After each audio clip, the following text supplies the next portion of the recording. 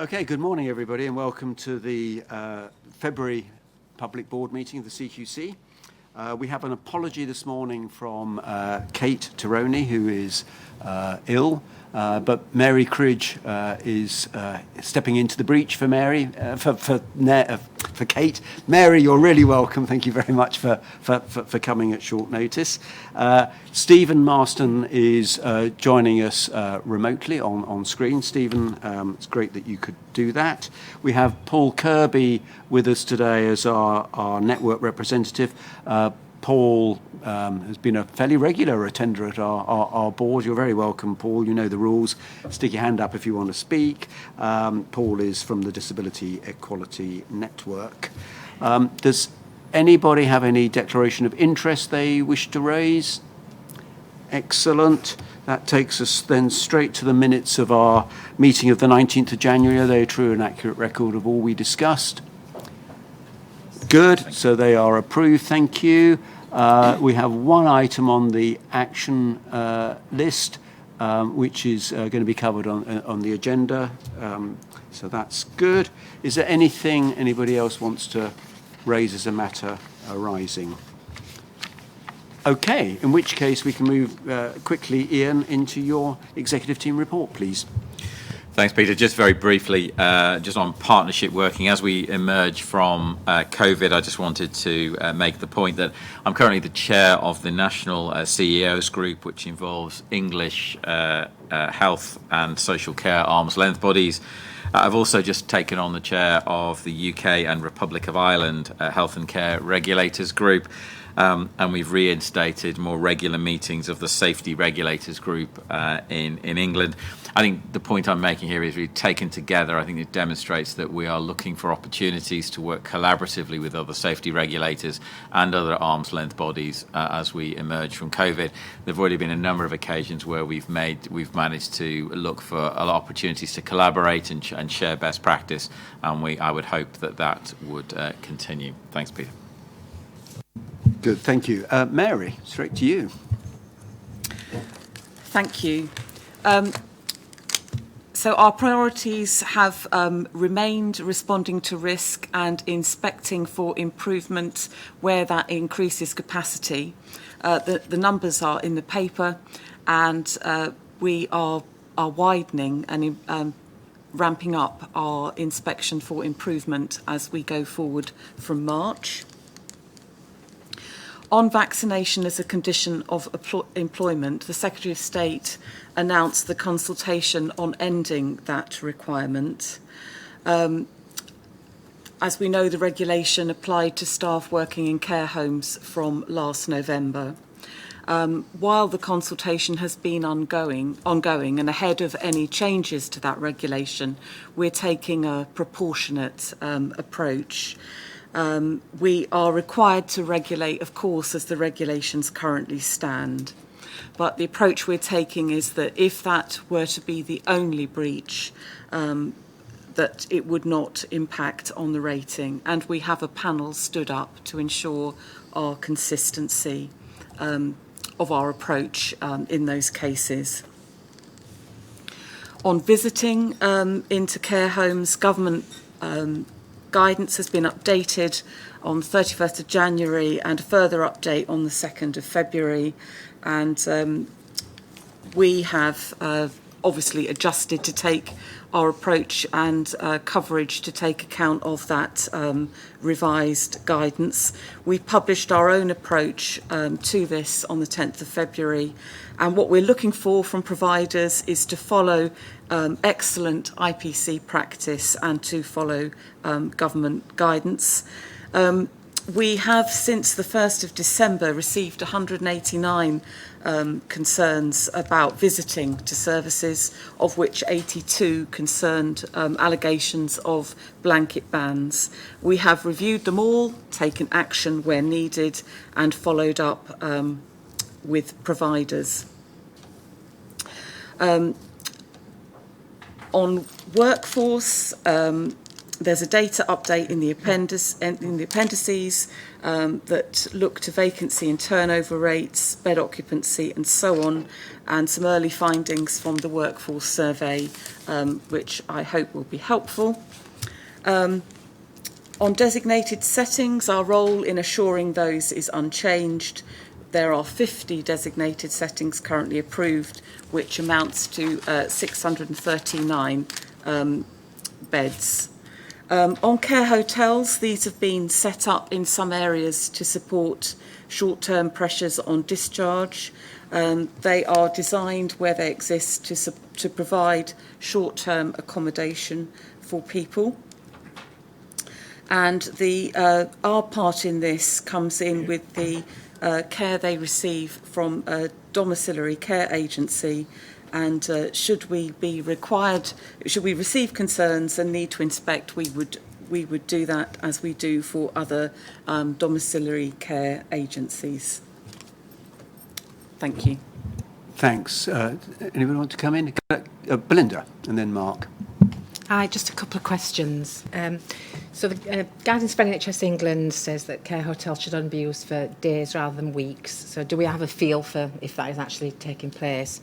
And secondly, clearly hotels are not set up for delivering personal care, no accessible facilities, etc., etc., etc. So are we looking at that when we inspect, and have any inspections taken place of care hotels so far? Thank you. So to answer your second point first, I don't have the data to hand as to how many inspections we may have undertaken, but I will obtain that. If we looked at the registration element would be for personal care, and that would be the element that we inspected. If we were on site to inspect and had concerns about environment, then those would be taken up. Our engagement has around this has been with the commissioners of that care and influencing the sensible assessment of places for this. I don't have a feel for whether people are in those care settings for days or weeks. We do ask domiciliary care providers to notify us if they are taking on such contracts to cover a care hotel, but we wouldn't have that data systematically. Okay, thanks. Mark, then Robert. Thank you, Chairman. And Mary, thanks very much for a very full report. Could I just ask you a couple of questions? The first one is about the sector losing 134 locations and 1,617 beds. I just wonder whether we've seen any increase in domiciliary care provision in this period, and also whether you feel that perhaps secondary care beds are taking up this slack, and we all know that that leads to another set of problems. So that's one question. Could I just make the point about the people section, which I found very encouraging, actually. But it's good to see that some providers are taking a more strategic approach to caring and looking for and recruiting and retaining their people. And it's good to see well-being strategies being implemented. But I did go into the Skills for Care report, that there was a link to your paper. And I thought there's some really interesting stuff in that Skills for Care report that we should be very cognizant of. And the first one is it's a more sort of structural issue in the sector. And it's that 31% of adult social care jobs in the independent sector were roles with less than 16 hours per week or 0 hours contract. And prior to 2012, this was significantly lower percentage. And the Skills for Care report makes the point that working with workers with fewer contractual hours are more likely to leave their roles. So a turnover rate of 50% of those with less than 1 year's service, it seems to me that's a structural issue. I also thought the report was very good in terms of the retention tools that are being used by those good employers I referred to earlier. So, values-based recruitment, the emphasis on training and learning, the emphasis on self-determination, quality of management, and celebrating successes, all absolutely critical to try to address this very big issue. And then I think finally another structural issue for the sector is the median independent sector hourly care worker pay in adult social care compared to other low-paid jobs has narrowed. And so there's greater pressure, greater ease to move because of the pay rate. So I just think those points are worth acknowledging from that Skills for Care report, and should inform us as we move forward to understand and help and support the pressures in the sector. Thank you. There's a great deal in what you've said there, and I know that Chris will probably want to come in on elements of this. But we are very keen to support and promote the idea of adult social care as an amazing career with the ability to make a difference to people's lives and experiences, and to work with families and stay with them sometimes for decades. So we are very keen to see that. And the Skills for Care and the other data gives us the insights of both the challenges and the opportunities for that.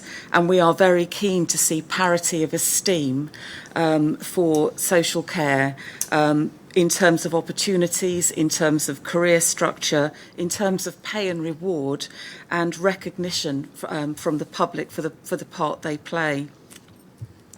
So there's a lot in that, and challenges for us to address, and to play a part in influencing others for their part in that too. In terms of the loss of locations and beds, some of that will be a positive. Some of that will be our direct hand in the closure of some unacceptable, unsafe environments, and for a look to increasing care at home and not being in residential care if that is not the most suitable environment. But generally there's pressure all around. We see it in delayed discharges, in the care hotels, which has been part of the solution in some places. So there the roads lead back to staffing. Even where we've got evidence of capacity in currently registered services, it's not always possible for providers to offer that service because of the staffing challenges. So it is a picture all round of challenge, but with hope that in modernisation of approaches to both commissioning and provision, that things can improve. In terms of the strategic approach to recruitment and retention, we work closely with the trade associations that represent providers to encourage and support their efforts to take that strategic approach, because it's quite hard, particularly for the smaller providers, in the day-to-day pressure to see beyond that. So, Chris, I don't know if there's anything you want to add. I think you've covered a lot of it, Mary.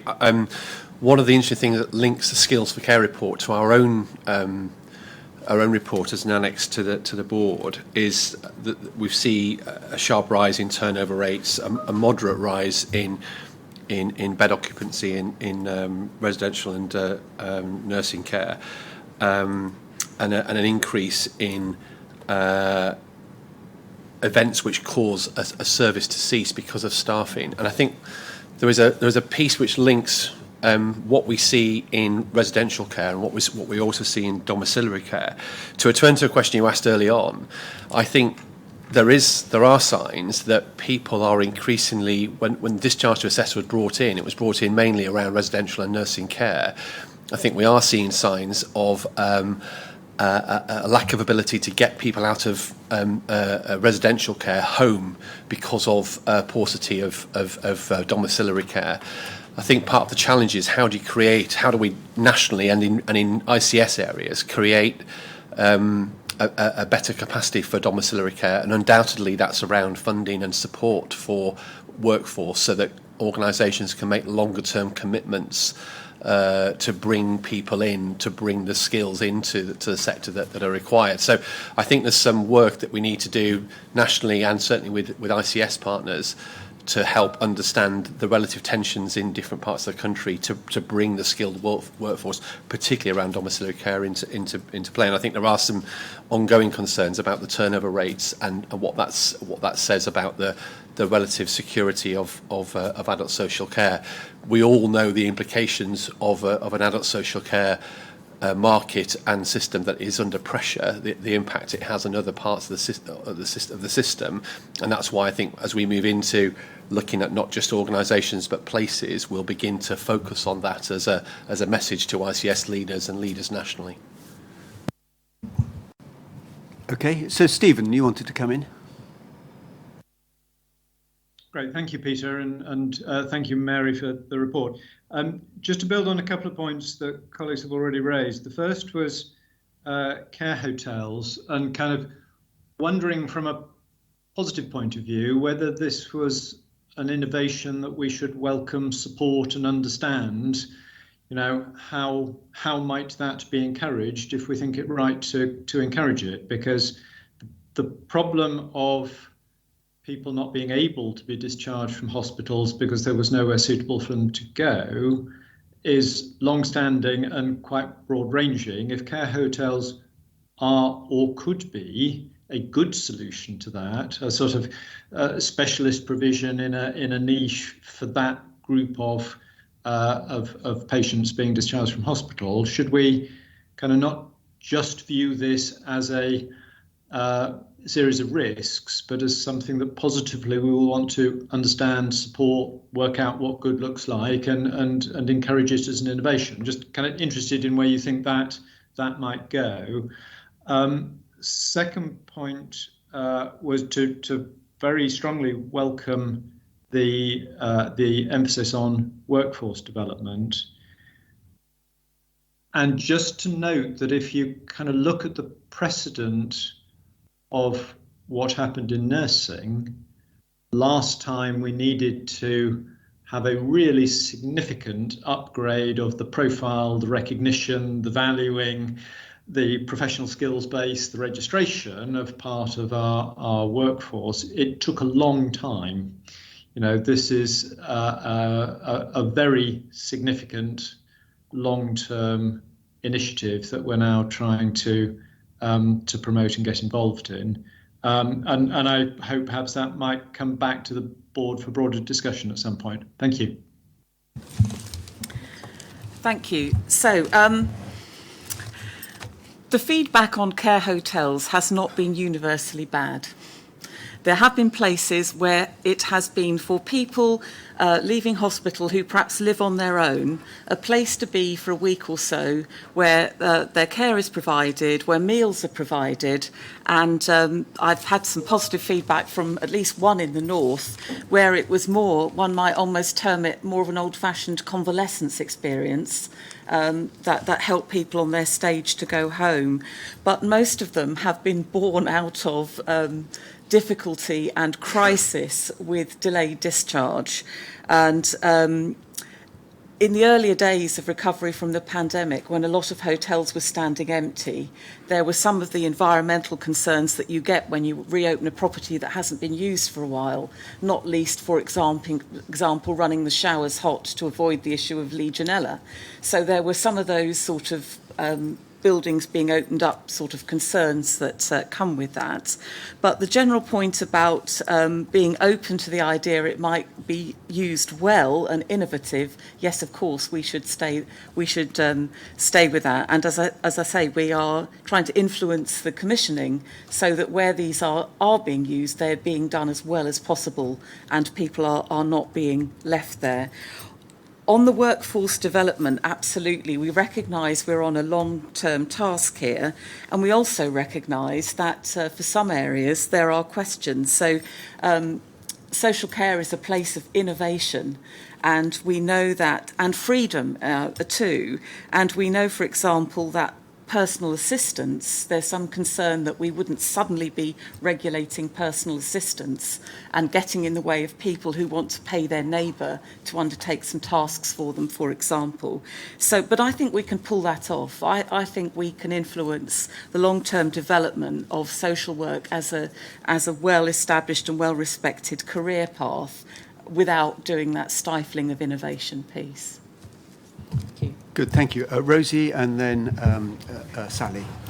Thank you. I just wanted to respond on the point about care hotels as well, because I think we have to be very careful to ensure that longer term solutions for people look at what's going to give people the best outcomes for their longer term well-being and health. And we know that often bed-based care and multiple moves, particularly when you're looking at elderly people and elderly people's care, doesn't always deliver the best outcomes and doesn't always support people to get back to what they very often want, which is an independent life and get back to living at home. And I think we need to make sure that with any solution, it is considered as part of the overall pathway for that person, and that people get the appropriate rehabilitation support, the appropriate kind of care to enable them to get back to the best outcome for them. So I think that care hotels, my view is that they are a stopgap and they have been needed given the pressures, but I think longer term we need to be supporting systems and working with systems so that systems provide solutions that are going to deliver the best possible outcomes. And from work that was done pre-pandemic, often that doesn't necessarily mean bed-based care. It means looking at actually wrapping around multidisciplinary teams around people to support them to meet their goals and to meet the things that are going to enable them to get back to a really good standard of living. Thanks. Sally.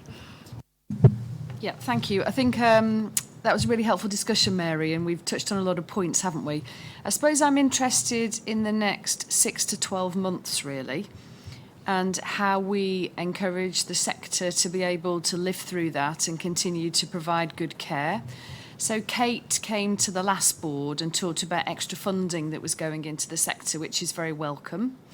But we can see from your report that vacancy rates and turnover rates are continuing to go up. And as bed occupancy also goes up, either because of lack of domiciliary care or not enough care hotels as a stopgap, or overwhelmed GPs who can't provide that oversight to patients, the system backs up, doesn't it? So then you end up with, and your report talks about the loss of beds being in nursing care rather than residential care. So you can see the acuity of patients backing back up into hospitals and ending up with worse delayed discharges. So despite the fact that workforce money is going in, it will take time to have an effect, won't it? So what's your view on what's going to happen over the next 6 to 12 months, and how can CQC support providers, perhaps in a slightly different way to what we're doing now, or more of the same?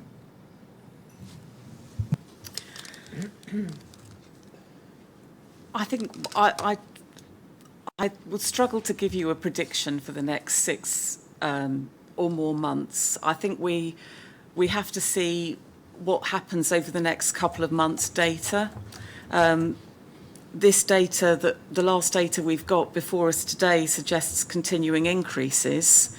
We may see some stabilisation over the next couple of months, but I think it will be a case of wait and see. In terms of what we can do to support providers in the sector,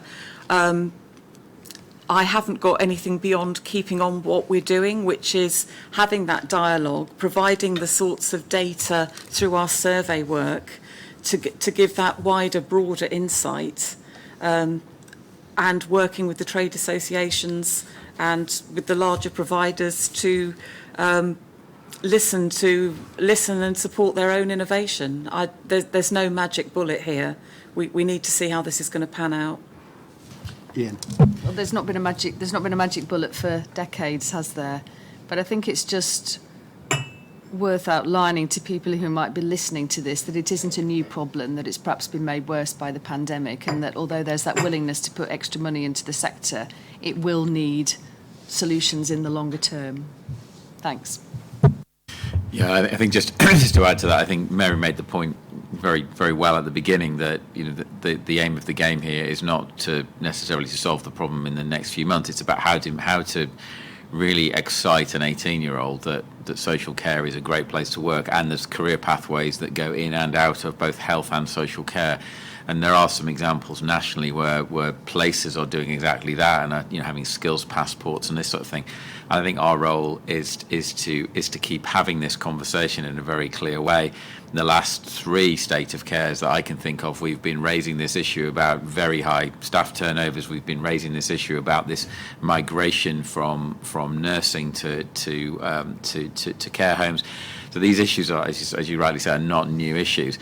I think my worry would be if this is seen as a cash problem to be solved by a short cash injection, then it's kind of missing the point. And so for me, I think there is something about what are the innovative solutions and using that cash to prime the pump. But this has got to be a long-term play, as you rightly said. So.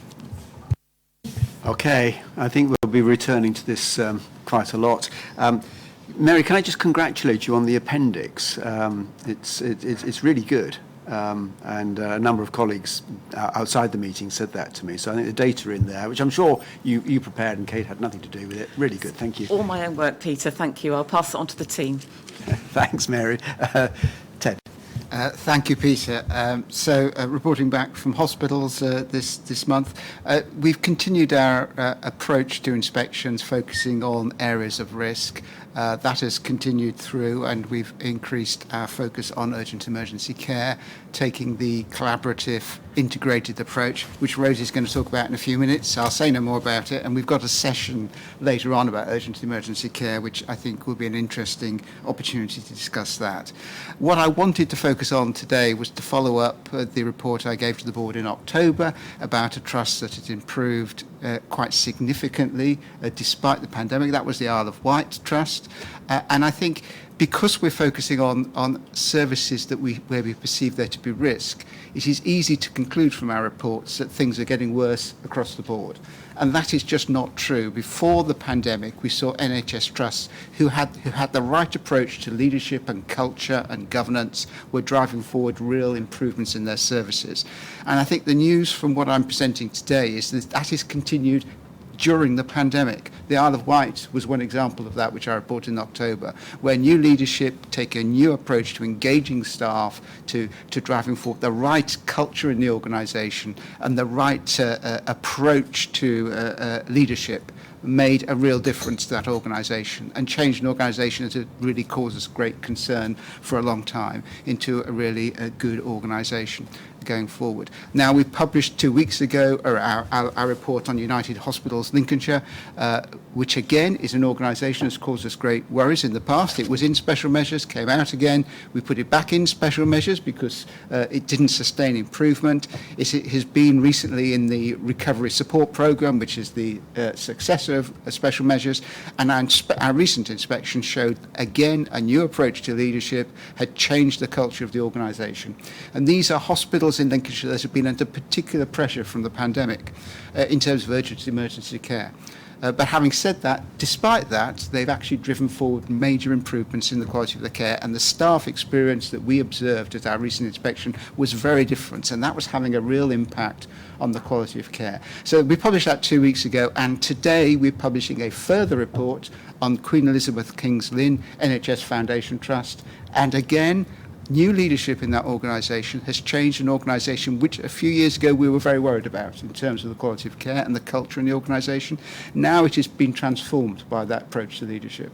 There are some articles about it in the HSJ today, which I recommend to you. There's a particular one written by the Chief Executive there, Caroline Shaw, where she emphasises the cultural change that she and the leadership team has brought about. And I think what I would want to say is all credit to the leaders of these organisations, but all credit to the staff who've risen to the challenge at a difficult time. I think it is really an exemplar of how you can drive improvements, even under difficult circumstances in NHS trusts. And I think there's a lot of learning there for other organisations. The principles they followed were the principles that we laid out in our improvement publications a few years ago, and they are laid out very clearly in our well-led assessment framework, which we published in 2017. We're now refreshing the well-led assessment framework, and we need to build into that the characteristics of the good leadership that we've observed over the last few years. I do think that one of the biggest leadership challenges in the NHS is our organisations such as these three that were in real difficulty with real problems with the quality and safety of their care, taking forward organisations where the culture was really very damaged and changing that. I think that is a formidable leadership challenge, and I'm really grateful to the leaders in all three instances that have taken it on and made a real difference to the quality of care for those patients. I have to say that one of my concerns is that actually leaders are not attracted to these posts because they feel that they are posts where they can be so easily criticised, because these are not easy jobs. But actually we want the best NHS leaders to take on the most difficult challenges.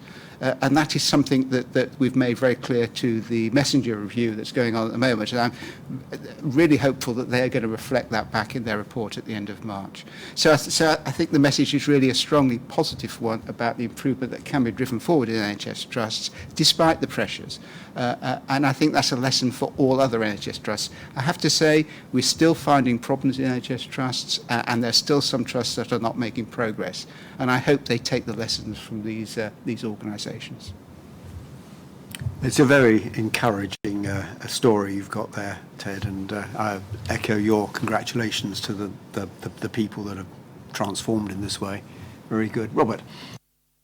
Thank you. Very encouraging indeed, and it's good to hear.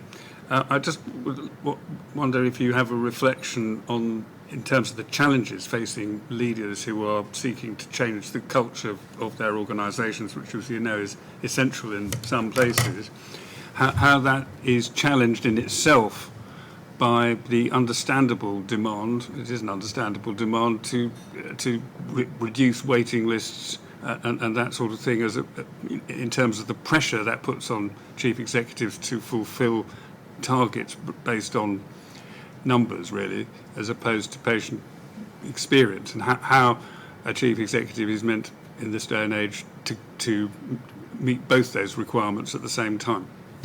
I think one of the things that chief executives of NHS trusts have said to me on many occasions is that they don't feel they have as much autonomy as the title chief executive sometimes implies to others.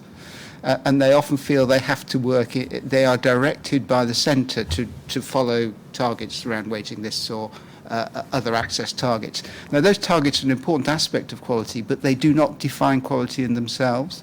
And the view we have taken in our inspections is to look at quality in the round, not just in terms of access targets, but also the safety and effectiveness of care. And I think it's really important that when anyone looks at quality, they look at it in the round and don't look at it as a simple target, a numerical target that reflects something important, but does not define quality in its right.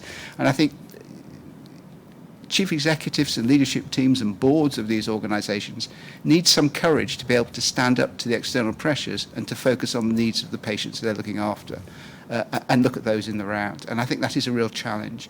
I do hope that with the new approach and with the improvement that these organisations are given more autonomy. They need accountability, but they also need autonomy to prioritise the quality of care around the patients they're looking after.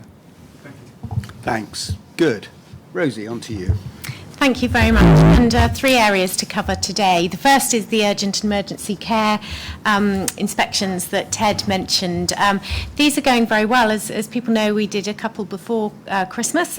We paused it due to the Omicron variant, but we've now restarted these inspections. And they are a great collaborative effort across all parts of the organisation and all of the inspection teams. And we look at all of the different pieces of the jigsaw that fit to make the urgent and emergency care system in a local area. And the aim of these inspections is very much to look at how can we support systems to improve, how can we support systems to identify areas that might need some more focus, and also how do we pick out best practice so that we can share it. We're aware that the urgent and emergency care systems across the country are under huge pressure and continue to be under huge pressure, and so we need to look at, as a regulator, as to what we can do to help that. We are continuing to evaluate this programme, and we are learning as we go as well and iterating our methodology as we go based on feedback from both inspection teams and providers.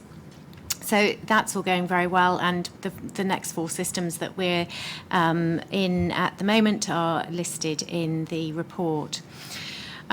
With regards to GP access, I mentioned last time I gave a verbal update on the findings of our programme. This is just to build on that, so I won't go into that in more detail, other than to say when we are doing the urgent emergency care inspections, when we're looking at GP and primary care provision in local areas, we are having a focus on access during that time as well. And the final piece I wanted to mention was some work we've been doing collaboratively with NHS England and Health Education England, looking at primary care first contact practitioners. So the board is aware that there has been a great expansion in primary care staff over the last couple of years, and this is going to grow. There was an expectation that there'll be 26,000 new primary care practitioners from a whole range of backgrounds, pharmacists, paramedics, mental health workers.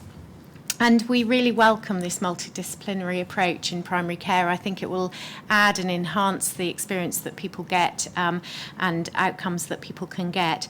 However, we want to make sure that people working in these roles feel supported, they're supervised adequately, they're working within their competency areas, and they're very much kind of part of the wider primary care team, because they are often working across primary care networks, so sometimes working across multiple practices within a local area. So we have been working to put out some guidance as to what we feel the safe and appropriate use of people in these roles are, and that's available for you to see there. So thank you, Peter. Good, thank you. Okay, Tyson, we're on to you. Thank you, Peter. And let me just add briefly to my written report. In terms of operational delivery over February, which of course we're only part of the way through, in adult social care we continued the strong performance we saw over Christmas and the New Year period, even though low needs from primary medical services and hospitals had now returned to their home directorates. Because of the decision to pause some of our activity over December to allow NHS colleagues to focus on the booster campaign, I think it was always going to take a bit of time to get our operational tempo fully up to speed across the other sectors, because of the need to replan the inspections that we had postponed, and also to book specialist advisors who are crucial to our work.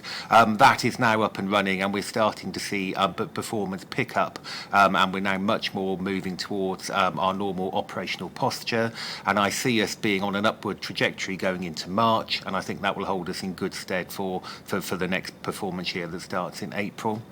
2 other points briefly. Firstly, we have now agreed with the teams their objectives, their operational objectives for March to June, which will give them a longer time frame to plan to, and I think that will be welcomed. And also that the National Direct Monitoring Approach team, which have been set up to pilot a new approach to monitoring what we call our Band 2 providers, is now up and running. It's starting to perform well, and it's being fully evaluated as it's being piloted for the 6-month period. I'm very happy to return to the board with an update on that work as we go along. But that's all I was planning to say. Thank you. Good, thank you. Nobody wants to come in. That's great. Well done. Mark.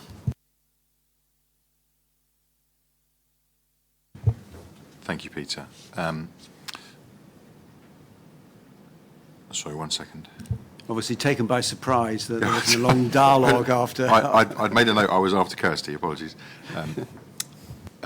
So in terms of our cyber update, there are no significant information or cybersecurity issues to report this month. I think worth noting, given heightened tensions in Ukraine, we're aware of the elevated risk of cybersecurity threats. Our security teams continue to monitor cybersecurity threats as we do normally, and we regularly monitor the advice and guidance from the National Cybersecurity Centre. It's an ongoing activity, and we'll respond to recommendations from the NCSC as they come through, as well as our ongoing continuous improvement activities, which includes things like this month we're launching a new programme of cybersecurity awareness and training throughout the organisation, and this has been a great collaborative effort across the organisation, including digital, our information governance colleagues and our academy. Good, thank you. Okay, on Chris. Just two things to update on. In terms of the passage of the Health Social Care Bill, that it comes back to the Lords on the 1st of March, where there'll be the detailed examination proposals will continue. I wanted to touch on the integration white paper, which was published recently. This paper isn't expected to change aspects of the health and care bill, but I think it does offer a view as to how the department's expectations on the delivery work of ICSs will happen. And there are some things that are important to note in there. Firstly, the idea of designated shared outcomes for organisations around a place, person-centred in their approach, I think is really important and critical. I think it strengthens the approach of small neighbourhood place as a function of how health and care is delivered well, and introduces the expectation of a single point of responsibility at a place level. I think it sets out some of the key enablers of integration, some of which we've spoken about this morning: workforce, digital, data, financial pooling and alignment, all of which I think are potentially supportive in how ICSs will operate. And obviously it references the role of robust regulation. I think particularly significant is this issue of neighbourhood, place, system and region, sort of having those four sort of tiers, if you like, of responsibility. And I think when it comes to our role, understanding what the outcomes look like at a place level and working with ICSs and organisations to understand improvements at a place level, I think will be important. Obviously, this is an important starting position for both the ICB and the local authority, which will form part of the ICS. And it will hopefully guide our work with them in the regulatory framework that we oversee. The other thing that it clearly sets out is a need for partnership working. And I think it's important we maintain that as we go. So this doesn't become an NHS thing or indeed just a trust thing. It's a genuine partnership between all aspects of the health and care system. So I just wanted to note that's happened, and I think it will influence, albeit not in a legal way, the shape of the bill as it enters its final stage. Just the last thing to say is, as a sort of teaser for next month, we've got the next development in our outer site report, looking at access to community mental health services and how support for autistic people or people with a learning disability is being delivered. And I wanted to, there's an important report. We're already beginning to speak to stakeholders about the implications of it, and we'll look forward to positioning it for the March board. That's it for me. Great, thank you, Chris. Anything from anybody else on the executive team report? Chris. Peter, could I? Sorry, Stephen. I'm going to blame Naomi because she's sitting in front of the bit of the screen where your hand goes up, so I can't see it. Sorry. Sorry, Naomi. Stephen. Just a question for Chris, if I may, which is whether you're hearing anything from others about the implications of the Levelling Up white paper that came out recently, either for the wider health and care sector or for CQC directly. And health is one of the stated missions within the Levelling Up white paper. And it must be true that if you're serious about levelling up, then levelling up in health must be one aspect of that. I wasn't seeing a lot of kind of new announcements, though, about what levelling up would mean for the health and care sector. Have I missed? Do you think there are? Yes, I think the conversations that we've had so far, we've had a conversation which Rosie's talked about many times around the relative inequalities in different areas, and there is something for me about how ICS areas, places, understand where they start from in terms of their relative inequality and what they need to do to improve. And I think there is a strong link between that and the levelling up agenda. So last year we did a piece of work which looked at what investment in adult social care would mean economically, to see what the impact it would have, both in terms of the improvement in adult social care, but also in terms of the local area. And I think there's some serious thought being given now to how we can use health and care as part of the stimulus for an environment locally, and I think that will be part of the consideration of the integration white paper that we just talked about there. So I think the challenge is, how do you make sure that the economic stimulus that goes into an area deals with the relative inequalities that an organisation or groups of areas have. The first bit for me, though, is making sure that we've adequately described where an organisation or an area sits, and that's the work we're on with now. Great, thank you, Chris. Okay, let's move on in that case, and t'other Chris, over to you. Thank you, Peter. So this is the second performance update we've done of the new business plan. So I'll walk through the headlines of that, and we can take questions as we go, if you like. So this is the quarterly update on performance. I think what we've said we'd try and do is do a quarterly update in between that on change, and another quarterly update on people. So we'll get into a rhythm and a cycle of performance, change, and people updates. So we'll be able to see more in-depth data in some of those areas, which probably will help some of the conversations. In terms of analysing data we capture and interpret to identify risk, I mentioned in the last quarterly update our KPI focuses on inspection and monitoring activity. This translates to a coverage of 18.2% of providers have had that activity to the end of December, as shown in slide 4. Factoring in the range of activities we have in addition to inspection direct monitoring activity means that probably a more accurate reflection is that we've had 74% of services have had some level of regulatory activity to the end of to date. Which is, as I say, provides a better representation. The slide 4 also provides information and detail on the volume of inquiries we get on a monthly basis, and you see kind of in excess of 85,000 regular inquiries. We published a short statement on our website where the information does not evidence that we need to reassess the quality of a rating at a service. And we undertake these quality assurance inspections to test our approach and findings. Slide 5 shows that we've undertaken 236 of these QA inspections so far, which will keep helping our learning going forward. It also shows that we've undertaken just over 4,200 inspections in response to risk. 57% of these were rated as requires improvement or inadequate. We've observed an increase in risk inspections resulting in inadequate or requires improvement ratings over recent months. And for example, in ASC North region, where we inspect due to risk for inspections between the end of November and the end of January, 63% were rated as requires improvement or inadequate. Mary, I don't know if you want to comment further on what we're finding in adult social care. Thank you. I think there are two things I'd like to say. One is that it shows we're getting the decision to inspect right.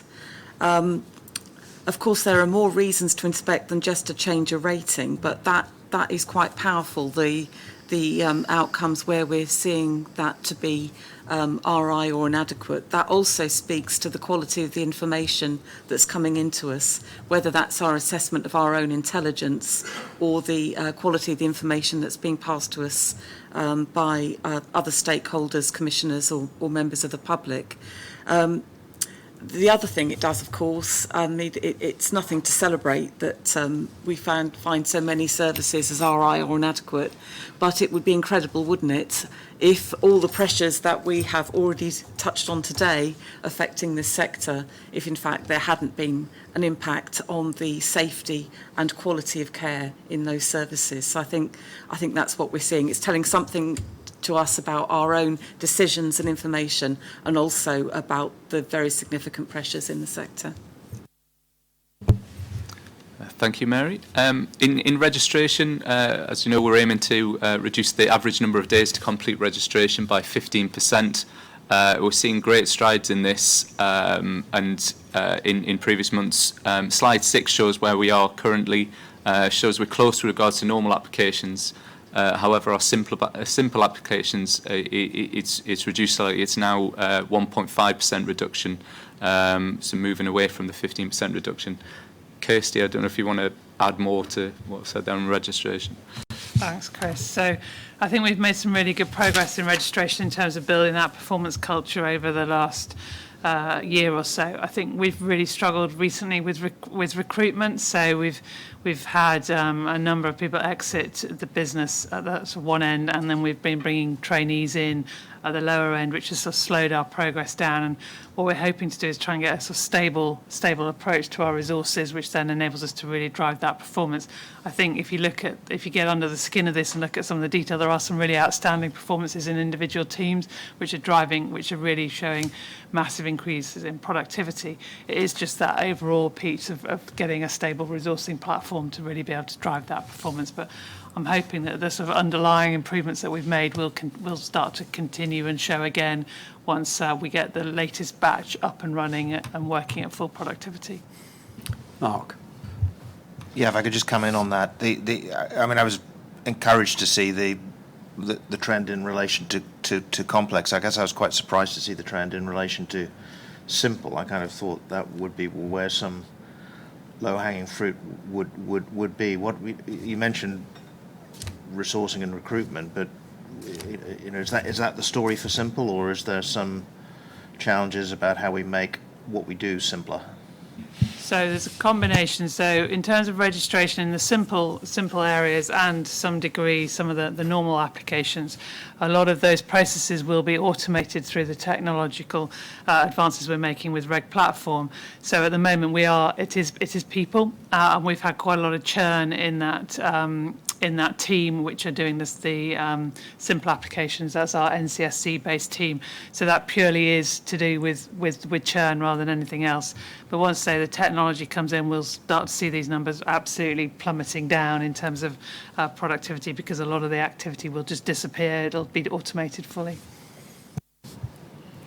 Okay, good. Chris. Thank you. We've talked a lot previously about give feedback on care, and we're still seeing a 56% increase compared to the previous year, as shown on slide 7. We have noticed that rate slowed down a bit since November, so it seems to have peaked and then tailed off since November. All directorates have received an increase, however, it's still PMS directorate where most significant increase can be seen. But again, even in that area, smaller volumes in December and January. I think Chris was going to wanted to add to that as well. Just to say that I remain pleased that we're 50% up on last year's give feedback on care rating, and I think 9% up on the quarter. Just to give you what that means in reality, we're receiving some form of give feedback on care every 3 or 4 minutes from members of the public for a working day, which I think is good. The campaigns, I think, will help. The next campaign is aimed at carers, and I know we've got strong support from colleagues in Health Watch for that, alongside other organisations that represent people who use services. Just to play back into what Mary talked about earlier, the really important thing with this information is it directly goes into our responsive inspection activity, and we use the feedback to guide our understanding of risk and guide our inspectors in terms of where they go to assess the quality of services. So not only are we gathering more, we're using it better. Thank you. Okay, slide 10. We continue testing our new approach to inspecting services for people with learning disabilities and autism. To date, we've undertaken 35 inspections with this new approach, and 39% include some form of out-of-hours inspection activity. Slide 7 shows the major report publications we've issued to date. All have been delivered on time. Collectively, they've had views of 42,000 to date. In terms of our transformation activity, slide 13, you can see all current milestones are on track for delivery of our change programme, with 2 slight exceptions. Fees calculator is scheduled to complete in February due to some final amendments, and the new data insight unit is due for completion in March rather than January as initially planned. In terms of managing our people and resources, a lot of metrics will be refreshed as part of the people survey that we've recently had, so we'll be able to update a lot of the survey-led questions there. Sickness is tracking at 3.8%, with a sharp reduction towards the end of the quarter, as you can see on slide 15. 1.4% of sickness is triggered by stress or mental health conditions as well. In terms of diversity, we continue to ensure we're examining our conversion data, and we've got the right attraction strategy. We're also ensured that all Grade A and executive recruitment has an independent panel member in 100% of instances. And then final bit for me in terms of our money, at the end of December, revenue budget is underspent by 10.6 million, forecast to reduce slightly to 10.3 million by the end of the year. Capital is underspent by 3.3 million, that is forecast to reduce down to about 400k by the end of the financial year. Underspends across pay, non-pay, largely is due to our adapted way of working as a result of the pandemic. For example, large reduction in travel costs. I will pause there, Peter. Chris, help me. On page 35 of the book, you red-rated our monitor that we are on budget. Now, I'm assuming this is some process point, but can you just help me? What I can help you. So our ratings logic would deem that as a red. I think a common sense approach would say it's not red, and an underspend of that scale does not deem a red light. So I think it's one we'll take away and look at. Probably been too fixated on the logic of our ratings. Well, and also the wording, because I mean, monitoring is not the same as being on or below budget, is it? Indeed. And it implies that nobody's looking whether we're actually on budget. We're certainly looking whether we're on budget. Yeah, I know you are. Thank you, Robert. A slightly similar point, but a different slide. I think it's slide 8. It's about managing risk to people, and we pointed out, and it's encouraging a number of times we are triggered to inspect by information of concern, particularly from whistleblowers. But I rather wondered about the relationship between that and what's called regulatory information, which I would understand to be regulatory history, and presumably at some point information of concern becomes regulatory history. But I'm slightly concerned as to whether there's an implication that we're not collecting the right information if only 4% of the time are we triggered to go somewhere by regulatory information. So there's a...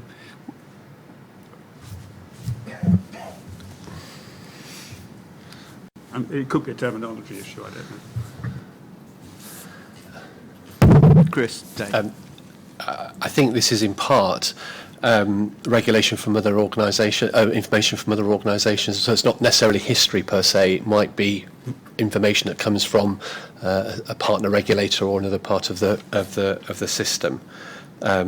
So it is a function, I think, of the relationship we have with other organisations, not so much a function of our own history, if that makes sense, Robert. Yeah, I mean, the vulnerability, I would suggest that one might need to look at, and I'm not sure whether this helps or not, is that quite often when information of concern comes in from a whistleblower, it's about something that's actually been going on for quite some time, but just hasn't been noticed. And almost invariably there's a learning point to be gained as to why something wasn't brought to light earlier. And I wonder whether we have information in this sort of format, or could produce information in this format, which might sort of bring that to light a little. Because after all, in theory, our regulatory approach should be detecting risk at the earliest possible stage, and for obvious, inevitably, it doesn't always do so. But it seems to me there's a potential for thinking about how you measure that. But obviously, if the regulatory information we're talking about here is not that, then obviously this is not approaching that. I know that doesn't sound very coherent what I've just said, but I think you get the point. Yes, I think it's more contemporaneous information that comes in about, say, fitness to practice, or something which comes in which wouldn't necessarily have been triggered by a whistleblower, but may have been triggered by another bit of regulatory activity from another organisation. Perhaps you just need to have a conversation, maybe come back just to make sure we're all on the same page on this. I think that's... Yes, it is. I'm just looking at how sensitive, as it were, our methodology is to risks, and whether there's a need for us to be able to measure that in a way which perhaps we're not doing so at the moment.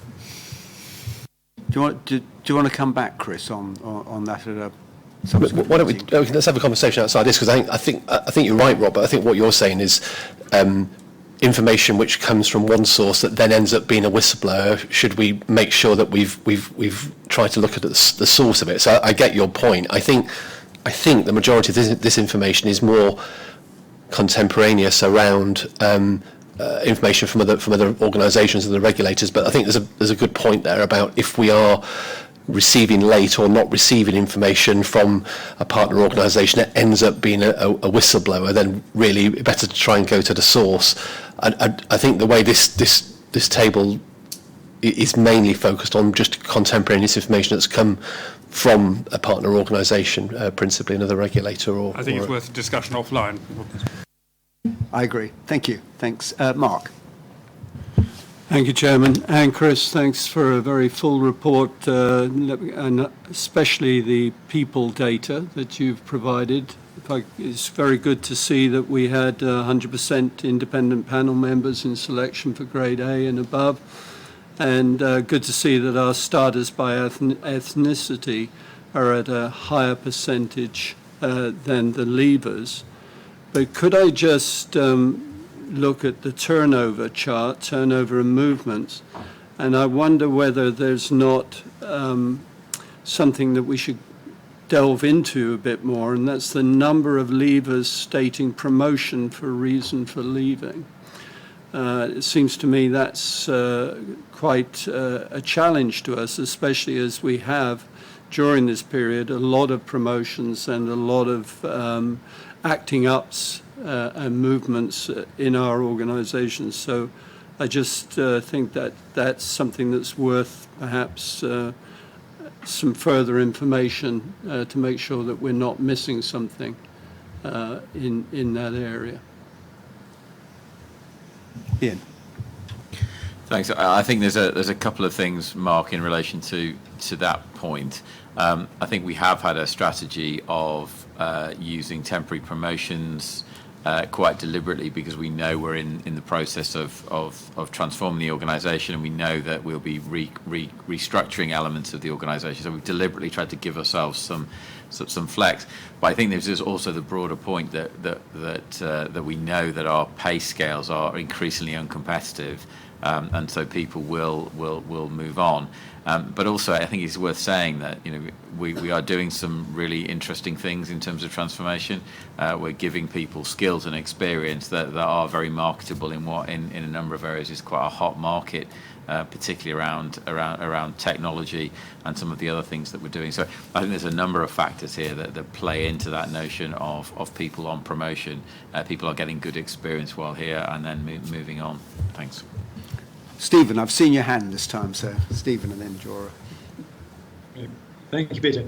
The one I wanted to ask about, Chris, if I could, is slide 9, which is the one about delivering independent voice publications. And this looked like quite an interesting survey to ask providers, I think it's providers, whether they find our publications useful in helping them make changes. And the reason I kind of thought that was interesting is that for me it goes back to that goal in the strategy we published last year about over time promoting service improvement across the system. And if these publications aren't really doing that or aren't doing that as well as they could, are we kind of missing a mechanism for promoting that goal of broader service improvement? I just wasn't quite sure what this was telling us, but it raised a bit of a worry that there may be something about the content or the approach or the communication channel or the something about those publications that they're just not adding the value they could in the view of providers. So there's a really... Is that kind of a fair reflection? So I think there is some learning definitely for us here over a couple of things. Who we target with what information through what channel, and I think there's a lot of learning here. Just to say something, and the other thing to say about the survey itself is that we as it says here, we did it over a relatively short period of time, and in that time there was some information. There was no IV product for that for some sectors. So I think there was a disproportionately, there were some people who said, well, actually, there's nothing that's aimed at me, so therefore I'm going to mark you. But I still think, having said that, I still think there is learning here. What we aim to do in the new business year is to do evaluation after every publication. We do, at the moment, we do it for the key publications, the key stakeholder publications that we publish is like State of Care. We aim to do it with all, because I think it's important we assess both the content and the language, but also the channel that we're using to reach. So there is some value here. It isn't quite as positioned here because of the way that which the survey was conducted. There just for two sectors there was no information that they could say, yes, this has been helpful to me in the time period. So I think there is some learning. We're going to try and do it on a publication by publication basis going forward into the next business year, if that makes sense. Good. Jora. Thanks, Peter. It was just a question on the learning and development. I mean, we've made good progress, and it's been a strategy of ours to look at Six Sigma and get folks, the bronze, silver, or gold, and it's a good initiative. I think it would be useful to have an additional slide on the outcomes now. Like, it's very difficult to put in one slide, but we've reduced process A from X days to Y days, or something, because this is telling me that good progress has been made on the L&D. Then you want an outcome from it, and I don't know, Chris and team, if there's a way of putting a slide on behind this one. Shall I answer that one? So we've got some really good benefits data now coming out of our QI programme. So what we'll do is we'll have a look and see what we can pull together in terms of probably do as part of this as a quarterly pack. We just saw something that came to ET actually with some quite significant improvements that the team are delivering. So yeah, let's take that away and we'll add it into the next quarter. Sally. Yeah, thank you, Anne, for the helpful discussion. I just wanted to come back to the very first point that Chris made around ratings. So there's an inevitability, isn't there, as a regulator, that you focus on the people who need to be who need to improve, and that we are putting our effort into those people who are requiring improvement or inadequate. But if you look on slide 38, it is in the pack, our QA sample gives a lot more organisations who are good or better. And it was a little bit about the point that Ted made ages ago around how we highlight a lot more organisations that are doing really well, that are improving their performance, and that have reached a good rating. So I think somehow there's a balance in our reporting that needs to give an overall picture of exactly what the landscape looks at there in terms of providers and how many of them are good or outstanding overall, because we are doing an awful lot to support them in their improvement, and that doesn't always come across to me in this report. So perhaps there's a balance around reporting, given that we will still focus on those organisations that need to improve. Does that make sense? I think we could highlight a lot more the quality improvements that we are supporting providers to make. I think that's true. I think the only slight caveat to that at the moment is we are inevitably going into the high risk locations. So there is, I think we've been talking about this in broader terms around how we might reflect this in state of care later on this year, is there will inevitably be a skew to the providers we go into. But I think it is definitely something we've been reflecting on, and I think Ted wants to just build on that. Yes, I mean, I think this is a real problem at the moment because of the pandemic and our focus on risk-based inspections. We inevitably find more problems than improvement because where services are judged below risk, unless we judge them to be really inadequate or very poor to start with, we're probably not going to be inspecting them at this situation. And I think as we go forward and get back to our long-term plans for regulation, we need to take that into account and make sure that we're capturing improvement and reporting on improvement just as much as we're reporting on concerns. Because, I think that message has been lost. As I say, as I was describing earlier on, there are some trusts that are still very much following that. But there are some trusts who I think probably are of the mindset that actually things are getting worse overall and there's a lot they can do about it. But actually the trust that I was talking about earlier on has demonstrated that despite the pressures, there are still improvements to be made. And I think that's a lesson we need to get out there. Good. Thank you, everybody. Let's move on. Kirsty, to the... Thank you, Peter. So this will be our update, our quarterly update on our change piece, plus I've got a people update as well. So I'll do the change piece first, stop for any questions, and then if we've got any, and then I can come on to the people update after. Overall, we've made some really good progress across this quarter in terms of the wider portfolio. We are rated the overall portfolio as an amber green, with lots of key milestones being met across all of the portfolio, the programs within the portfolio. We have been doing a lot of work on terms of thinking about planning, particularly thinking about planning for our phase 2 deliverables, which is as we start to see us moving from the sort of design work into actually starting to deliver our new operational structures, piloting our new regulatory methodology and releasing our new tech into a test environment. So that we can start to test some of our new functionality and on our data, the work we've done around our data. Overall, I think we are still having a slight challenge around accessing programme resources. The market continues to be very buoyant in this space. However, we are making some good progress and making sure that all key posts in terms of those risks, so we're managing that risk, have been filled. Also, we've been thinking about our engagement plans for both our internal and external activity, really starting to think about how we bring our transformation to life so that people can start to really envisage what it'll look and feel like once we've made all these changes that we're talking about. And in particular, we've been looking at developing some scenarios and also personas so that people can really start to appreciate the new changes from their own particular perspective, be that a provider or be that an inspector or one of our colleagues working in one of our corporate services.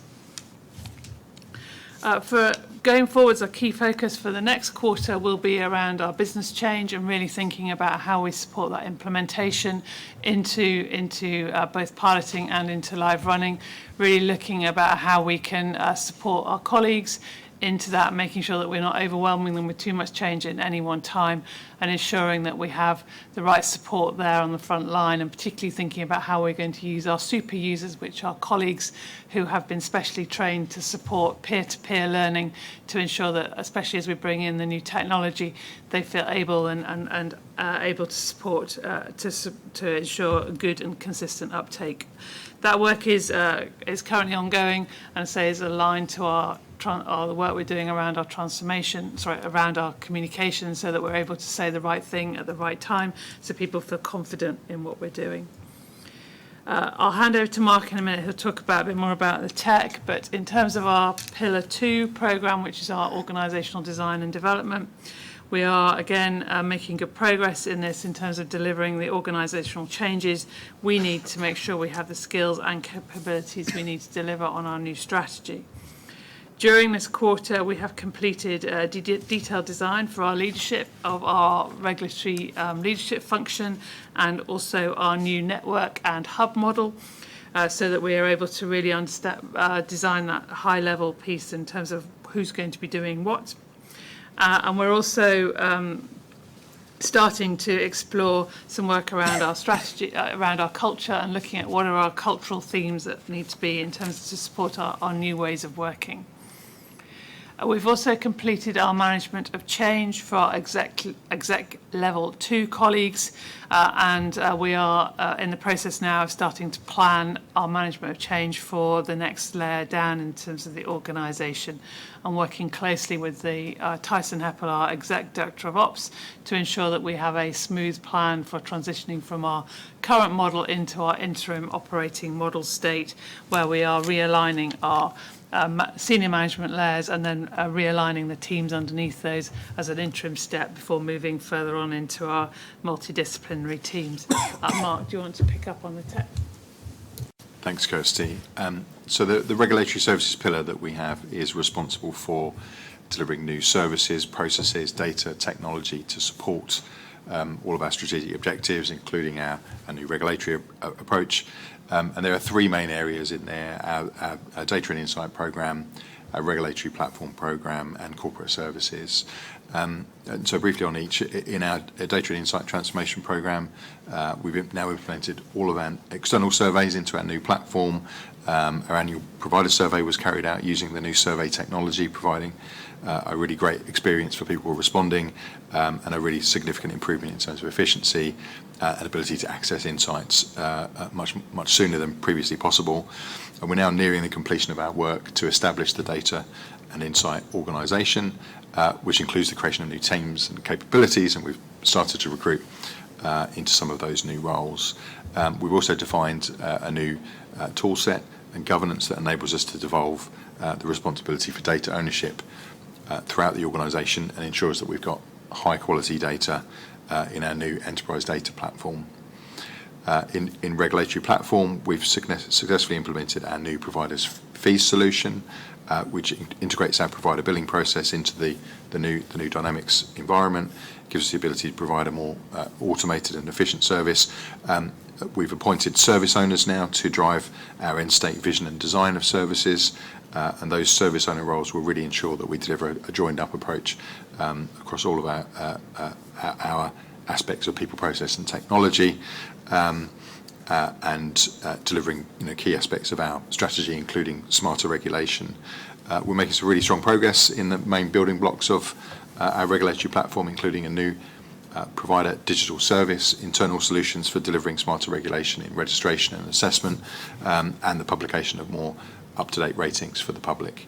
And in corporate services, we're focused on driving transformation in our finance function through the provision of a new finance system, and the delivery partner for this work has been selected and onboarding is underway.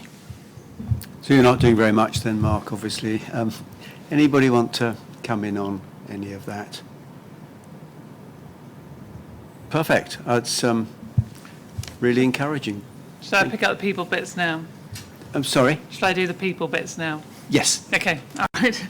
So we have a separate session later on in this meeting on our staff survey, so I won't talk about that now, but just a couple of other elements on our people work. As ever, we've got a very busy programme across all of our people activity, and just to pull a few bits to highlight. So our academy has been working really hard to think about the capabilities that we need to support developing through the transformation, and in particular have been focused on the establishment of our new data and insight unit, really looking at what are the needs, training needs there to ensure that unit is set up and ready to go in the right way when it goes live at the end of March. We've also been continuing to focus on supporting people to lead through change and coping with ambiguity as we go through a fairly substantial transformation programme. These courses have been really well subscribed, and we've had to put on extra ones as people have really, and the feedback has been really, really positive, really practical type of skills rather than theoretical skills to really help managers lead in that environment. We have a major programme of work looking at our culture, and that is a key piece of plank of transformation, but I'm reporting it here. This one is what we've been doing is thinking about our culture and thinking about what is the culture that we need to really support our transformation and our future strategy for CQC going forwards. And over the last month or so, we've completed a number of conversations across the organisation to understand what it feels like when we behave and when we are at our best. And we've been able to use that feedback to from those workshops to start to develop some core principles around our cultural work, and we're going to plug those into the work that we have going forwards. That piece of work is a very collaborative piece, looking at how we build on the best bits of our organisation going forwards, but also looking at how we might strengthen some areas in terms of some of the cultural skills gaps that we've got to really start to think about how we realise that new strategy. And so we'll pick up the staff survey results in the next session. Okay. You're getting away very lightly today, Kirsty. I can't. All right. Anything else? No? Good. So, with everybody's agreement, we will go to the people survey next. The reason is that we've got colleagues from Barking, Havering and Redbridge joining us, and I wanted them to join us for the last major session before lunch, so that they could then stay and have lunch with us and we could continue some informal conversations. So Jill has very kindly agreed to come earlier. I hope that's okay with the board. And if it is, Jill and Paul, welcome as well. Can I hand over to you? Yep, of course. Sorry, I just need to get myself back into my notes. So good afternoon, everyone. We're here for our session on the people survey results, which we've shared with you all. I just, sort of by way of introduction, I think I'll just canter through quickly some of the sort of key highlights, and then we'll kind of open it up. So, as you'll know from the paper, this is our first full survey since autumn 2019. Quite a lot has happened since then. We've got a response rate which is actually really strong at 73%, so it gives us a really reliable data set. So this is a really, really reliable picture of how people are feeling and experiencing working for CQC at the moment. Our response rate is down ever so slightly from our pulse surveys, but I'd expect that you do tend to have a higher response rate during a pulse survey than a full survey, but it's not significantly statistically different which causes me any concern. The results, as you'll see from the paper, show an improvement on the last main survey in November 2019.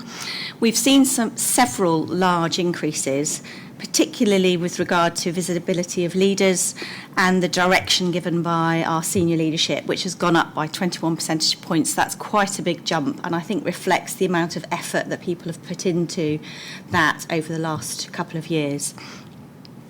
We've also seen the sort of increases in scores for the behaviours and values of executive leaders, which have gone up by 13 percentage points. So now sort of just over that sort of 50% mark at 55% positive. And finally, significant increases in people's responses to having the right equipment and technology to do their jobs.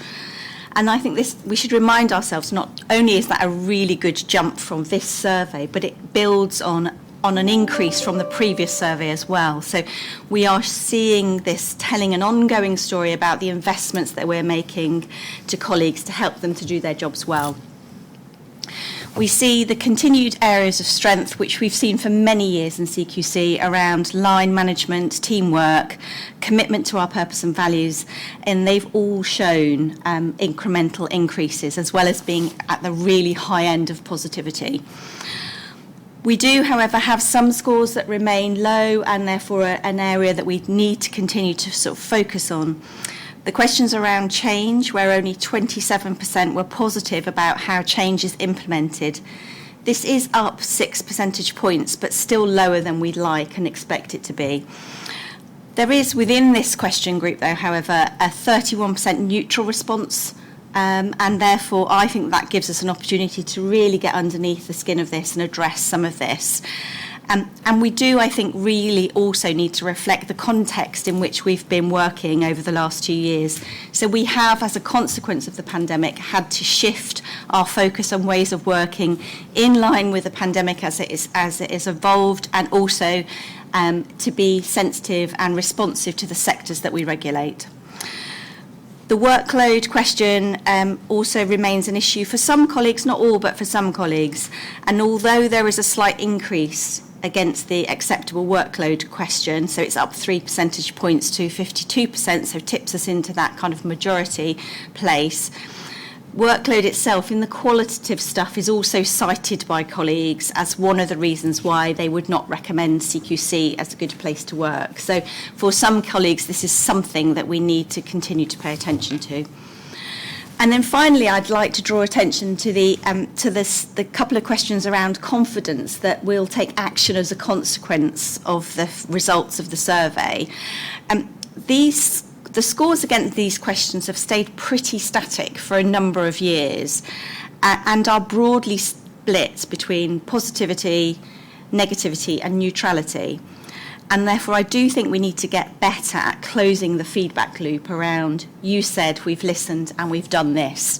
And that should be something that we should really be paying attention to in the coming weeks and months.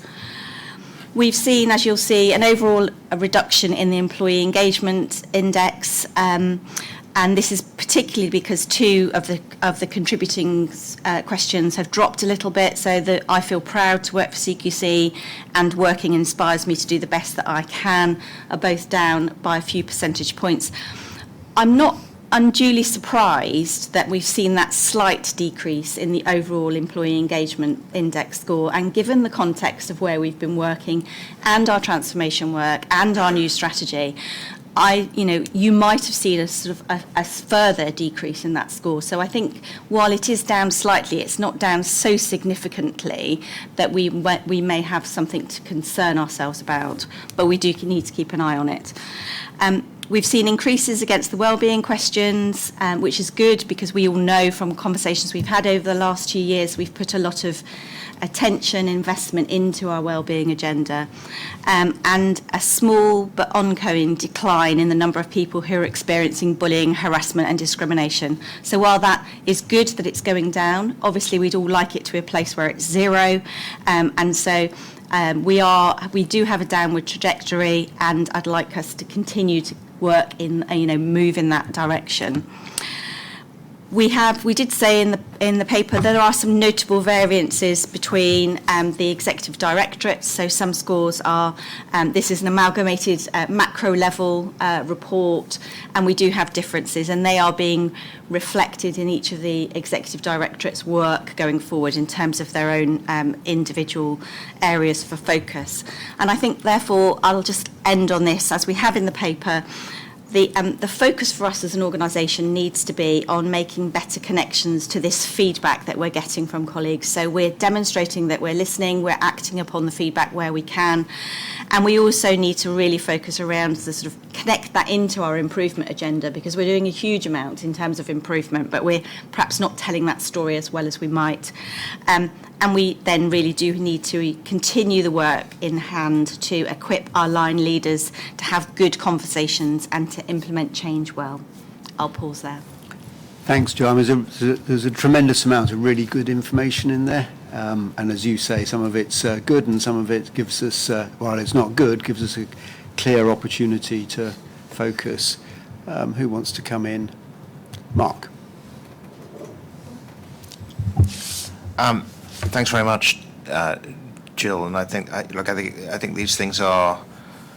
It's great work. It's a comprehensive view of the organisation. There's some really insightful information in here, and there's a vast amount that's just tremendously actionable. So I think it's great, and I think it's very timely in terms of, you know, we heard from Kirsty a few minutes ago on the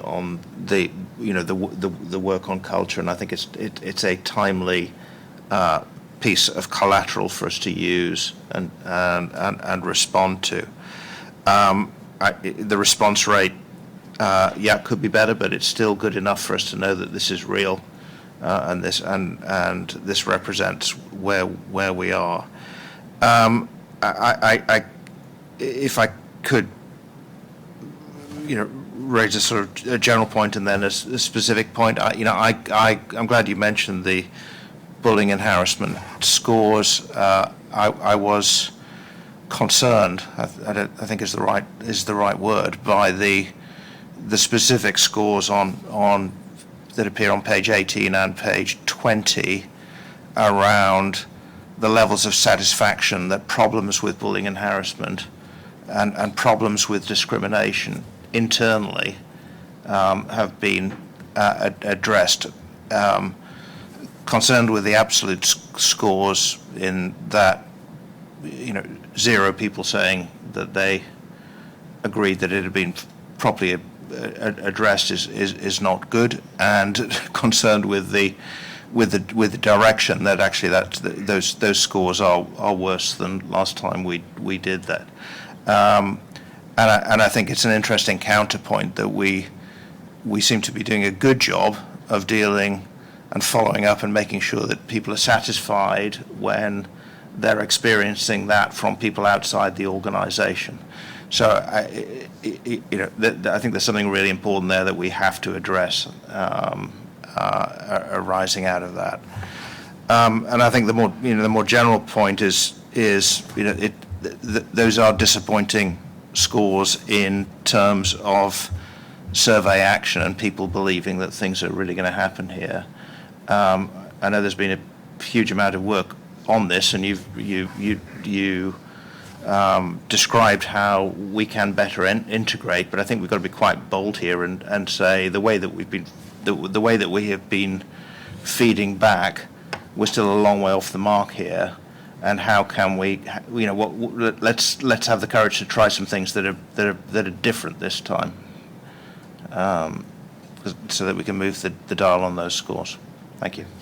So, Jill, rather than respond now, let me just bring in some other colleagues, and then we can take a response on more points. Sally, did you want to come in? Thanks, Jill. So I was going to say, first of all, it's a very honest and balanced report, which I think is a really positive thing. Got some comments about the link to transformation, and then a question about the variability of results across the organisation. So I think I didn't ask the question in Kirsty's section when Peter said she got away lightly, but I do think there is a connection between the way that we do transformation and how it's successful and some of these results.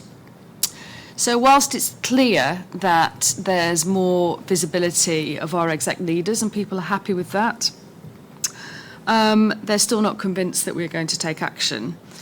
And in terms of line management, I think there's a nuance between people feeling a lot more supported in their team, but not necessarily really understanding what their contribution to CQC is. So there are those two aspects of line management, aren't there? One is about clear setting goals and helping your team to deliver, and the other is about personal and professional support. And it feels at the moment like one is getting better and one isn't particularly changing.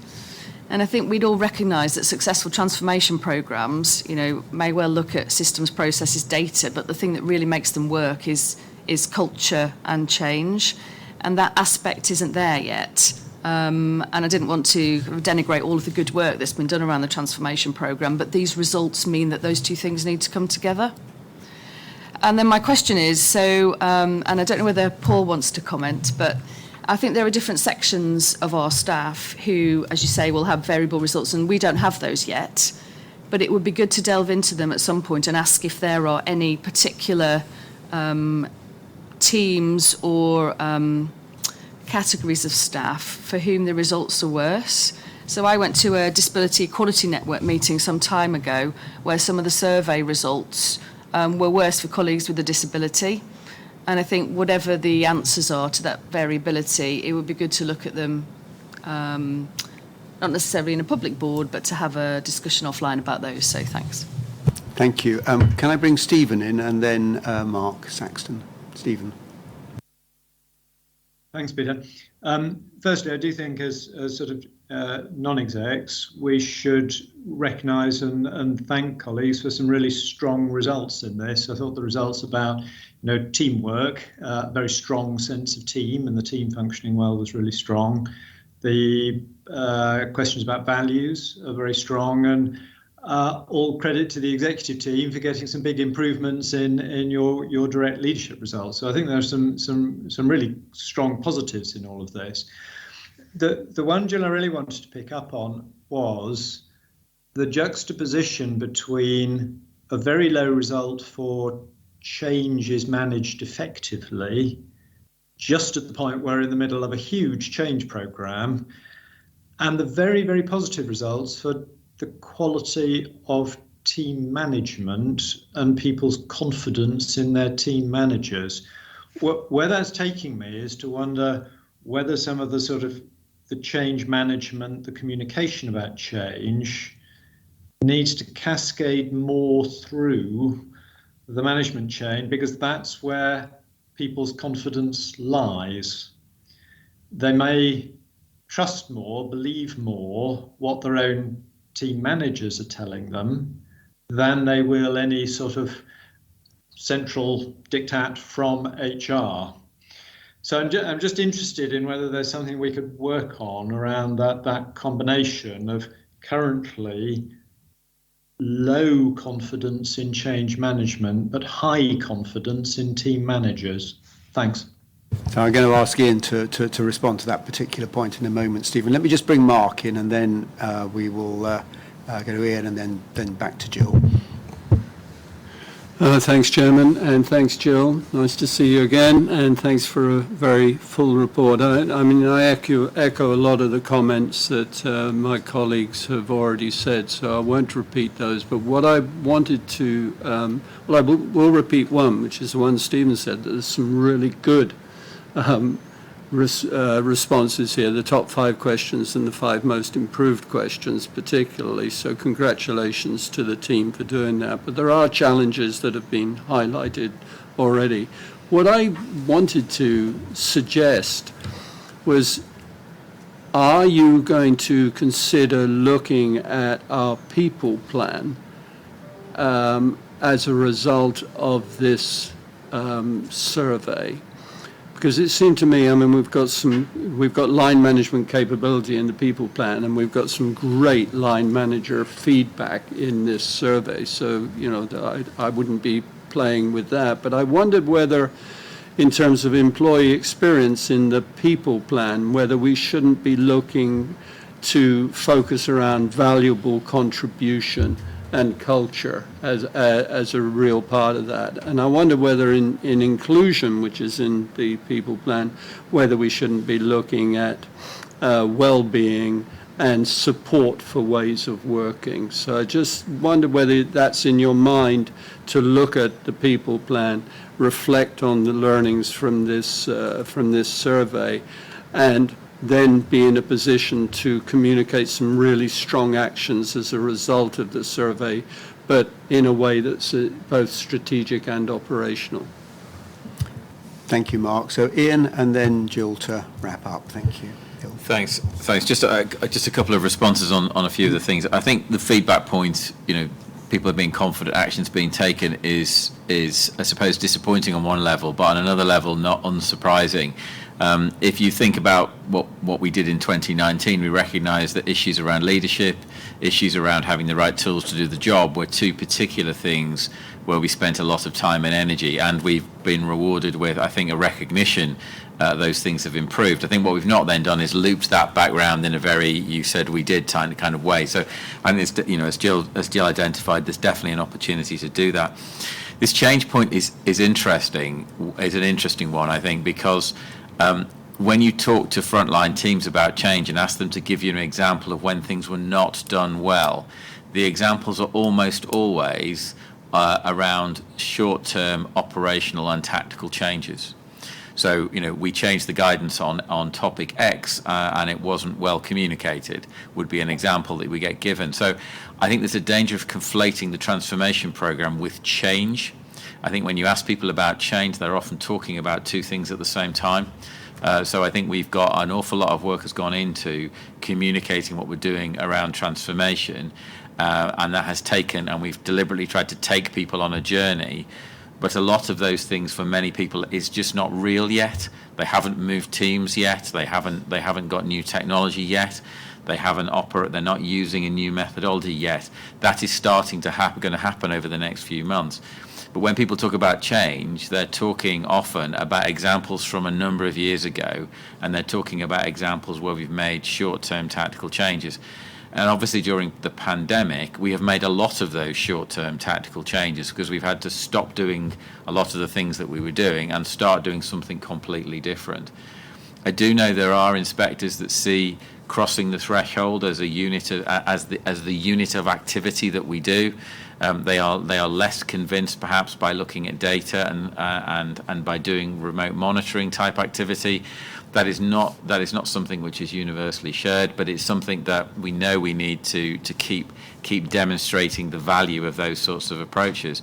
But I think COVID forced us into a mode of working which for many inspectors was very unfamiliar, and that left them, I think, feeling like they weren't on top of their portfolio in the way that they would have liked to have done. So, when we start to dive into some of these things, you will see examples of that, where people are quoting examples of things which are not actually the transformation program. So I'm not suggesting we kind of ignore the change questions, but I do think we need to recognise the sort of the two-speed nature of that change program.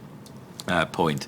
But I think I would echo the comments while I've got the floor of others, just a thank you to my exec team colleagues, but also the senior leaders right across the organisation who've really jumped into this idea of addressing culture, being present for their teams through what has been a really tough couple of years. And I think we've seen some really good examples of people being supported, and I think that is fantastically reflected in the ratings that we've got. Thanks, Peter.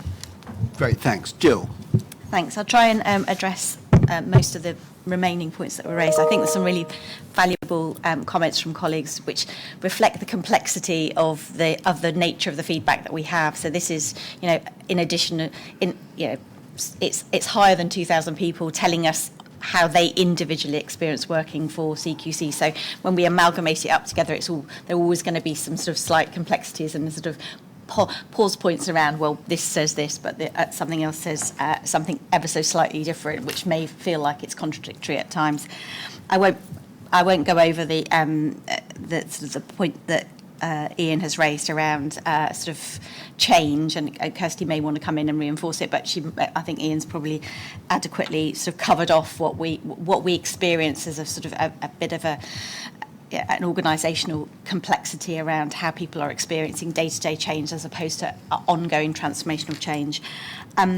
I think, Mark, you're right to kind of pick up on that data around the bullying and harassment discrimination from an external perspective. So there's the two things that people feel more satisfied, feel more able to report it, but then more satisfied with the outcome. And I think we probably just need to look at and understand what sits behind that, and is there learning that we can take from that to address in the other areas.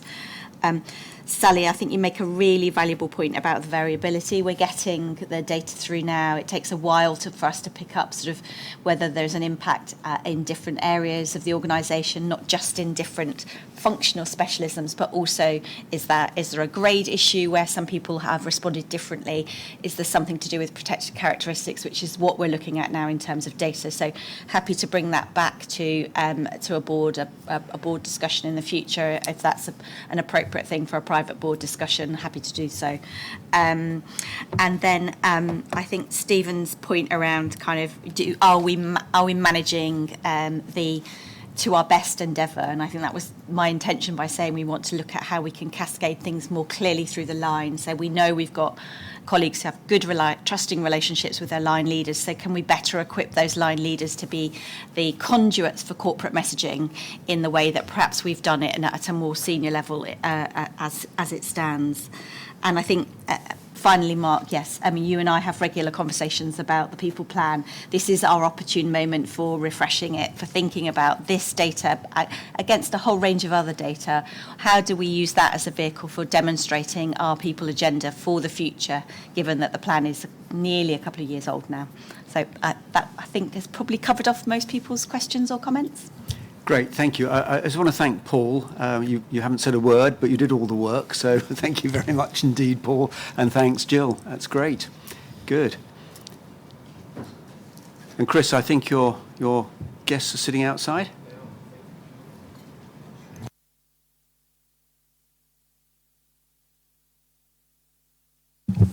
As they're coming in, shall I just quickly introduce what this is? Would that be? Why don't you just wait for a second? Yep. Let's go on. Yep.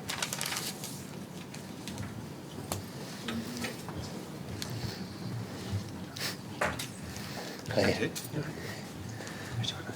Anyway, I like just doing this for. If you're speaking, just put the microphone on first. You'll be heard better. That's great. So, welcome, colleagues. So this item, the history of this item, I think CQC has taken a view of areas and systems of care for a number of years, and we have always been concerned about the relationship between different parts of the system and how different providers have an impact on each other for people's experience of care. This research has two parts to it. One is to help us and inform our own thinking around assessment of ICSs and local authority, and particularly around how the relationship between different parts of the urgent and emergency care system work. But secondly, and importantly, it's also to support Barking-Haven Redbridge University Trust themselves. There aren't many times when organisations volunteer themselves for this type of research. I just want to pay tribute to Matthew and his team for being part of that work. There is an important point for us as a regulator. We are there to support change and improvement, and also to understand what lies behind care in an area, as well as just to assess it on a particular day. Ted, I don't know if you want to say anything before I hand over to Grace. Thank you, Chris. Just to say that colleagues around the table will know that I've been concerned about urgent emergency care for a while and been reporting to the board about the ongoing concerns about it. In truth, it's been a problem all the time I've been Chief Inspector, but over the last year or so during the pandemic, it has been particularly bad. And effectively, across the country, urgent emergency care has been in crisis for about a year now. And the situation out there on the ground is really no better, despite the fact that the Omicron surge is beginning to diminish. It is no better than it has been, and I think it remains a major concern. And I suppose my take on that is that our traditional approach of regulating, of going in, inspecting, producing a report, taking enforcement action, is really not going to contribute very much in this situation. And we need a different approach to regulating, an approach that is about helping people find solutions and supporting them in that. And so I very much welcome this initiative, and I think it's really, really helpful in that regard. And of course, it's linked to what Rosie was talking about earlier on at the meeting about our integrated approach to urgent emergency care going forward.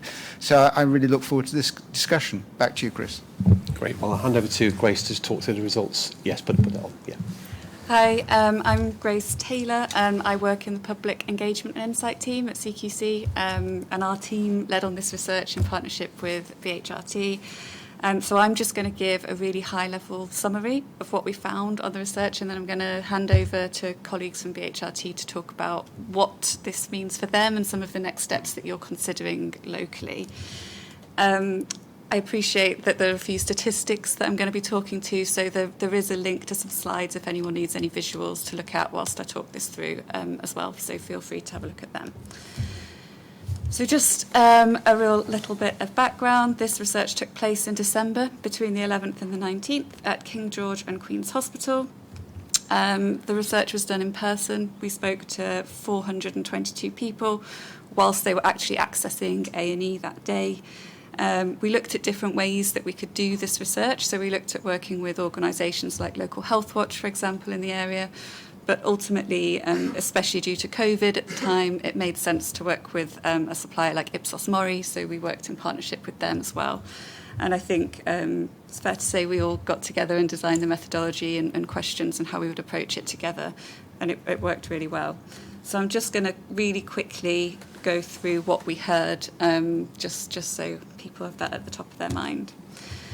So in terms of the context of the patients attending A&E when we did this research, we saw that a third of the patients that had visited A&E that day had also visited it before in the last 6 months, and that most of the patients who were presenting at A&E were presenting with a new issue rather than an ongoing one. And that extended to patients with a long-term condition or disability who were not typically attending because of that. And I think BHRT colleagues are going to talk to how that might have challenged some views about how people with chronic conditions were interacting with A&E services. So before going to A&E, we're just going to look at what patients said was most important for them before they turned up at A&E that day. And most people, that's 52% of patients, told us that the most important thing for them was that their condition or their problem was addressed quickly. And then 45% of people told us it was most important that they were really confident in the advice and treatment that they were given that day. It's also quite interesting to note that 31% felt it was important to them that they were able to access all the services they needed in one place. And 28% felt it was most important that they saw a clinician in person. So that was what was driving them that day. We also heard that 30% of patients felt that they were most likely to come to A&E because a health and care professional had told them to, and 24% said it was because they felt their condition was really serious, which is maybe unsurprising given the services they're accessing. 17% came to A&E because it was easy for them to get to, and 14% because it was just the quickest way for them to get treatment, and another 14% because it was just outside of the opening hours of their GP practice. It's just important to note that the reasons for people attending A&E did vary by demographic. There's a bit more detail of this in the paper, but that included ethnicity, working status, age, gender, and long-term conditions and disabilities. So, for example, patients from ethnic minority backgrounds were more likely to say they went to A&E because their condition was very serious or getting worse than patients from white ethnic backgrounds. And patients who were not working were more likely to say they went to A&E because it was the quickest way of them getting care. So now I'm just going to quickly talk to the journey to A&E for those patients who didn't contact another service first. They just went straight to A&E that day without speaking to anyone else. And for these people, the key reasons for going to A&E were because they needed something they could only access at A&E, or they felt their condition was serious, or A&E was easy for them to get to. We also heard from a small group of people that it was because it was outside of their GP opening hours, and from 13% that it was just the quickest way that they could get care that day. And now moving on to a different group of people, those people who did contact another service first before they went to A&E that day. So the main reason that this group subsequently went to A&E was because a healthcare professional or someone else at a health service told them to, and that was 45% of that group. And 13% made that choice because it was outside of the opening hours of their GP practice, so they couldn't speak to them that day. and 13% just didn't feel like their GP practice would be able to see them at a date or time that was convenient to them. So they might have been able to see them, but not at a time that worked for that person. And just important to note that when people did try and contact someone before going to A&E, 60% of that group were able to speak to a healthcare professional. However, 33% were not able to speak to someone before they went to A&E that day. And just in terms of the types of services people are trying to contact, NHS 111 is the most likely place people will go before going to A&E, or this group of people at least, and their GP practice was the next most common option.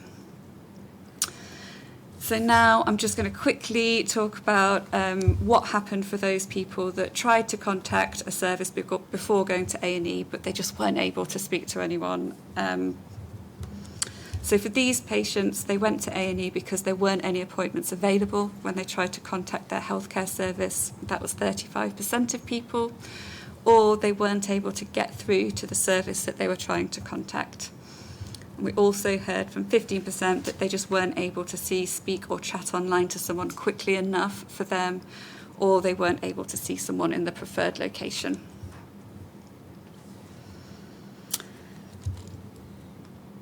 Conscious of time. So now I'm just going to talk about the journey for those patients who tried to contact another service and they were able to interact with a healthcare professional. So for those people, 76% of them, the healthcare professional told them to then go to A&E. 9% the healthcare professional told them to go to A&E if their condition got worse, and it did, so they went to A&E. And for 8%, their condition just hadn't got any better since they spoke to someone, so they then decided to go to A&E. And then a quick look at awareness and satisfaction of those healthcare services that people accessed before going to A&E. Just important to note that when people had interacted with a health service before they went to A&E, most people were satisfied with that service, although satisfaction was slightly lower for mental health services and GP practices. So that's a really quick overview. There is more detail in the paper of what we found in the research, but I'm just going to hand over now to colleagues from BHRT to talk about what it means for them. Thanks, everyone. I'm Matthew Train, I'm Chief Exec of BHRT. I'm joined by Dr. Kareem Ahmed, who's our Improvement Director for our Emergencies Department, and James Avery, who's Director of Nursing. He's also currently Site Director for Nursing for Queen's Hospital in Romford. One of the reasons we were interested in this is BHRT has for a long time had some of the worst ED performance in the country. Our Type 1 performance is currently the worst in London by a significant margin, and one of the things you can't help but notice about the site is that when you arrive at Queen's in particular, you see a long queue of people waiting at the front door in the queue for what's an urgent treatment centre that's operated by some of our local GP partners, and they're then referred through into our ED. But it's not uncommon. I'm pretty sure that by the time I get back to Queen's now, there'll be 20 or 30 people waiting for triage and a further queue of people waiting to be seen by GPs. And there'll certainly be at the minute around 30 DTAs in the ED at Queen's waiting to be placed. And what we were interested in all of this is understanding why so many people turn up at the site. It's a very busy site and there is a high level of demand for it. Quite often in the NHS we look at things retrospectively when we know what was wrong with that person, and we say that person didn't necessarily need to go there, we wish they'd done something else. Actually, we were more interested in why did they make this decision in the first place, and what really came through, I think, in the survey was this demand to be seen quickly, and this demand not necessarily for urgent care and treatment that fits the urgent treatment centre specification, but for urgent access to a primary care offering or something analogous to a primary care offering. And I think rather than us looking at pathways retrospectively, it was what motivated you to come here today. And there's been some really interesting stuff in the data. Actually, a lot of people tried to do what we tell them to do, which was contact another services, but they got referred in anyway. For some people, there's a really clear economic dimension to it. If you live in some of our boroughs, which are among the most deprived in London and in the country, if you're on a 0 hours contract, it's an economically sensible decision to go to an urgent treatment centre front door at 6 p.m. and spend 3 or 4 hours there and be seen and treated and sent home, rather than see your GP 2 or 3 days later, then possibly be referred into the hospital for a scan the following week, and then have to go in for an outpatient's appointment. And talking to some of our local GPs, one of them who I speak to regularly about this, she said she will speak to a patient some mornings at 8 o'clock when they're handing out their appointments and offer them something at 2 or 3 this afternoon. And she's confirmed to me this isn't a one-off, this happens pretty regularly. They'll offer an appointment that afternoon, 3 or 4 o'clock, or the next day, and they'll get a notification mid-morning to say that patient's turned up at Queen's, because the patient isn't prepared to wait, or perhaps isn't able to wait to access the service in the way that we would traditionally like them to do. And for me, it's a kind of sort of Amazon Prime level of demand. You know, you can either have this delivered on Friday, or you can have it in the next 24 hours. I quite often just go in and click, I'll have this next day, please, actually. And I think there's a mentality shift here that suggests we need to think a bit differently about how we make that front door model work for us. Because it does put pressure on the emergency department. More of those people are referred through into the ED, and it does put pressure on majors there. And it just generally gives people a pretty poor experience. And I think we need to move away from saying, actually, we've got a brand that people trust. A&E, the lights are on 7 days a week, 24 hours a day. And when there's something going wrong, whether it's through chaotic lives, whether it's mental ill health, whether it's the police pick someone up, whether it's someone who can't get to their GP, they're worried about their sick child, A&E is now the only part of the NHS where there are no barriers to access for it. And I think what we're increasingly seeing is this ability to walk in and access a service in the presence of other kind of rationing barriers. It's driving more and more activity in here, and it's driving it in a way that makes quite an unhealthy environment around certainly our front door for urgent emergency care. And really the way out of this for us is a range of things. It's about some of the work Kareem will mention in a minute about changing the way we run the front door, but it's also really importantly about working with the system. We were in the fortunate position of being the last acute trust to be inspected before you suspended inspections before Christmas. But I have to say, Sam and Max and the team brought in a really expert team and carried out an inspection which I can say hand on heart, the staff felt was a really worthwhile experience. It was a professional, high-quality team who came in and made good quality judgments, and they approached it with sensitivity and in a way where the staff felt able to raise their concerns without feeling they would be blamed unfairly by either us or by the Commission for raising those concerns. But it was also done in the context of looking at what's happening with our UTC provider and other local providers, and a recognition that actually the urgent care system is a system. It depends on people's different access points. ED is where you see the fire burning most brightly, but actually the roots of it are entirely in the system around it and the way in which we work. And actually the approach to this is encouraging us, and it's encouraging us working with local partners through our Urgent Emergency Care Transformation Board to use this data and perhaps think a bit differently and think about next winter, actually, because that's what we've got to start planning for now. And how do we take the steps now that will get our system in a much stronger place based on this insight, based on that experience of a system inspection, so we can really try and turn the dial, not just on the performance, which is unacceptable, but on the experience of patients who come to us, and really importantly for me, the experience of our staff as well, because at the minute it is a pretty thankless task for them coming into such a busy, tension-driven environment day in, day out as well. And Karim and James, they're very much on the front line in this. I'll just say a little bit more about that.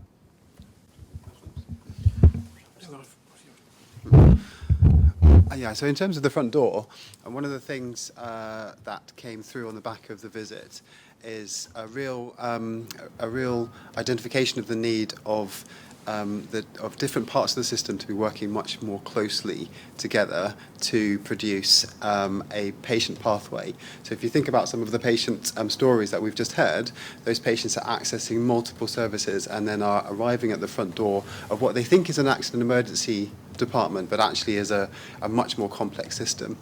So the work that we've been doing since the inspection is really looking at the front door service for the acute sites, both with the stories that we've just heard in mind and looking at the individual patient journey as they go through that. And if I give you a story of the first patient I saw, having joined BHRUT as Improvement Director 6 months ago, entered our triage room within the emergency department so angry before I had even opened my mouth because of the journey they'd already been through to get to the point that they were seeing a consultant. So we've gone to the front door and we've looked at the patient pathway. We've looked at what we're doing that's making the patient pathway harder, so the repetitions and the queuing systems that we have.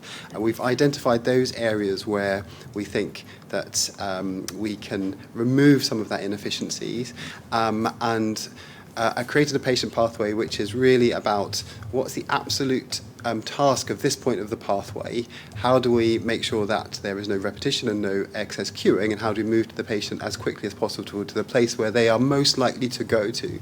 Now, the complexity of that is if we take something like chest pain, for example, if I say, well, if someone's having a heart attack, they absolutely need to be in resus within 10 minutes of arrival. The problem is the patients don't come in with saying they're having a heart attack. They come in saying they have chest pain, and 99% of patients with chest pain don't need to be in resus. And so putting into place quite complex processes to ensure that the right patient is moved into resus without overwhelming it, whilst ensuring the patient who's having a heart attack gets into resus in 10 minutes is part of the real challenge. And it's actually a microcosm for the entire system.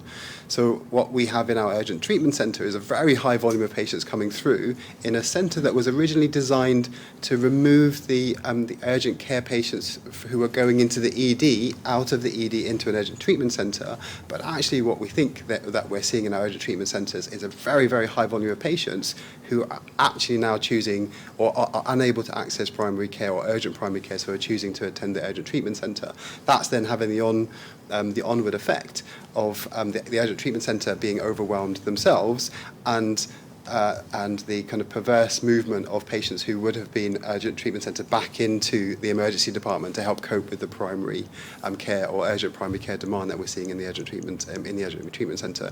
And it really underpins why it's been much more of a useful exercise to start looking at the system as a whole rather than each individual trust or each individual organisation and the performance of that. Obviously, what we're now moving into in the redesign of the front door is a collaborative working model between multiple organisations, and we're now at the stage where we're trying to work through the regulatory and the legal aspects of having multiple organisations collaborating to deliver a service on an acute site. So we should be seeing over the next sort of working through some of the kind of difficulties of that, the complexity of that over the next weeks, with a real aim to ensure that we're getting the right patient to the right place at the fastest time, but without overwhelming that service, because we've got very sensitive. We can pick up all the heart attacks, but in order to do that, we're just moving all the chest pains through. So we're looking to make sure that we've got both a sensitive and a specific system.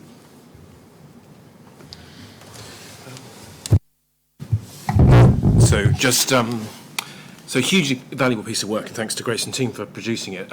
With the National ED Experience Survey, linking that together with our outcomes and this information really gives the opportunity to work with our partners in terms of redesigning a model that actually will deliver to actually what's required. We know, as Kareem has alluded to, a lot of our patients are frustrated with the current system. A lot of our staff equally find it extremely difficult working in that what has been described as a hugely pressured system. So really, really helpful. This is open doors in the perspective that it isn't just a hospital talking about how difficult it is. It is a very valuable piece of work that's well structured and that we can take to our urgent care board, talk through and actually produce a response as we would from an inspection report in terms of what are our response. And you'll see at the foot of the paper the points that we're taking forward in terms of delivering on the change. And thank you for the piece of work. It's extremely valuable, and I think it just underlines the absolute urgency in terms of acting quickly to this response. Our services are designed as they are, but our patients are clearly telling us they have huge issues in terms of access that we obviously now need to respond to. So can I thank you all very much for coming today, and also probably even more importantly for participating in this research. I mean, I thought it was really interesting. I thought it was great research, not least because it really confirmed most of the prejudices that I've had for a long time. So I love research that does that. You're going to stay, I hope, and join us over our usual lavish board lunch, so people will be able to have a conversation with you out of the meeting, because time's going to prevent us from having a long sort of discussion now. But James or colleagues, I'd be really interested, just very quickly, was there anything that came as a really big surprise to you in the research?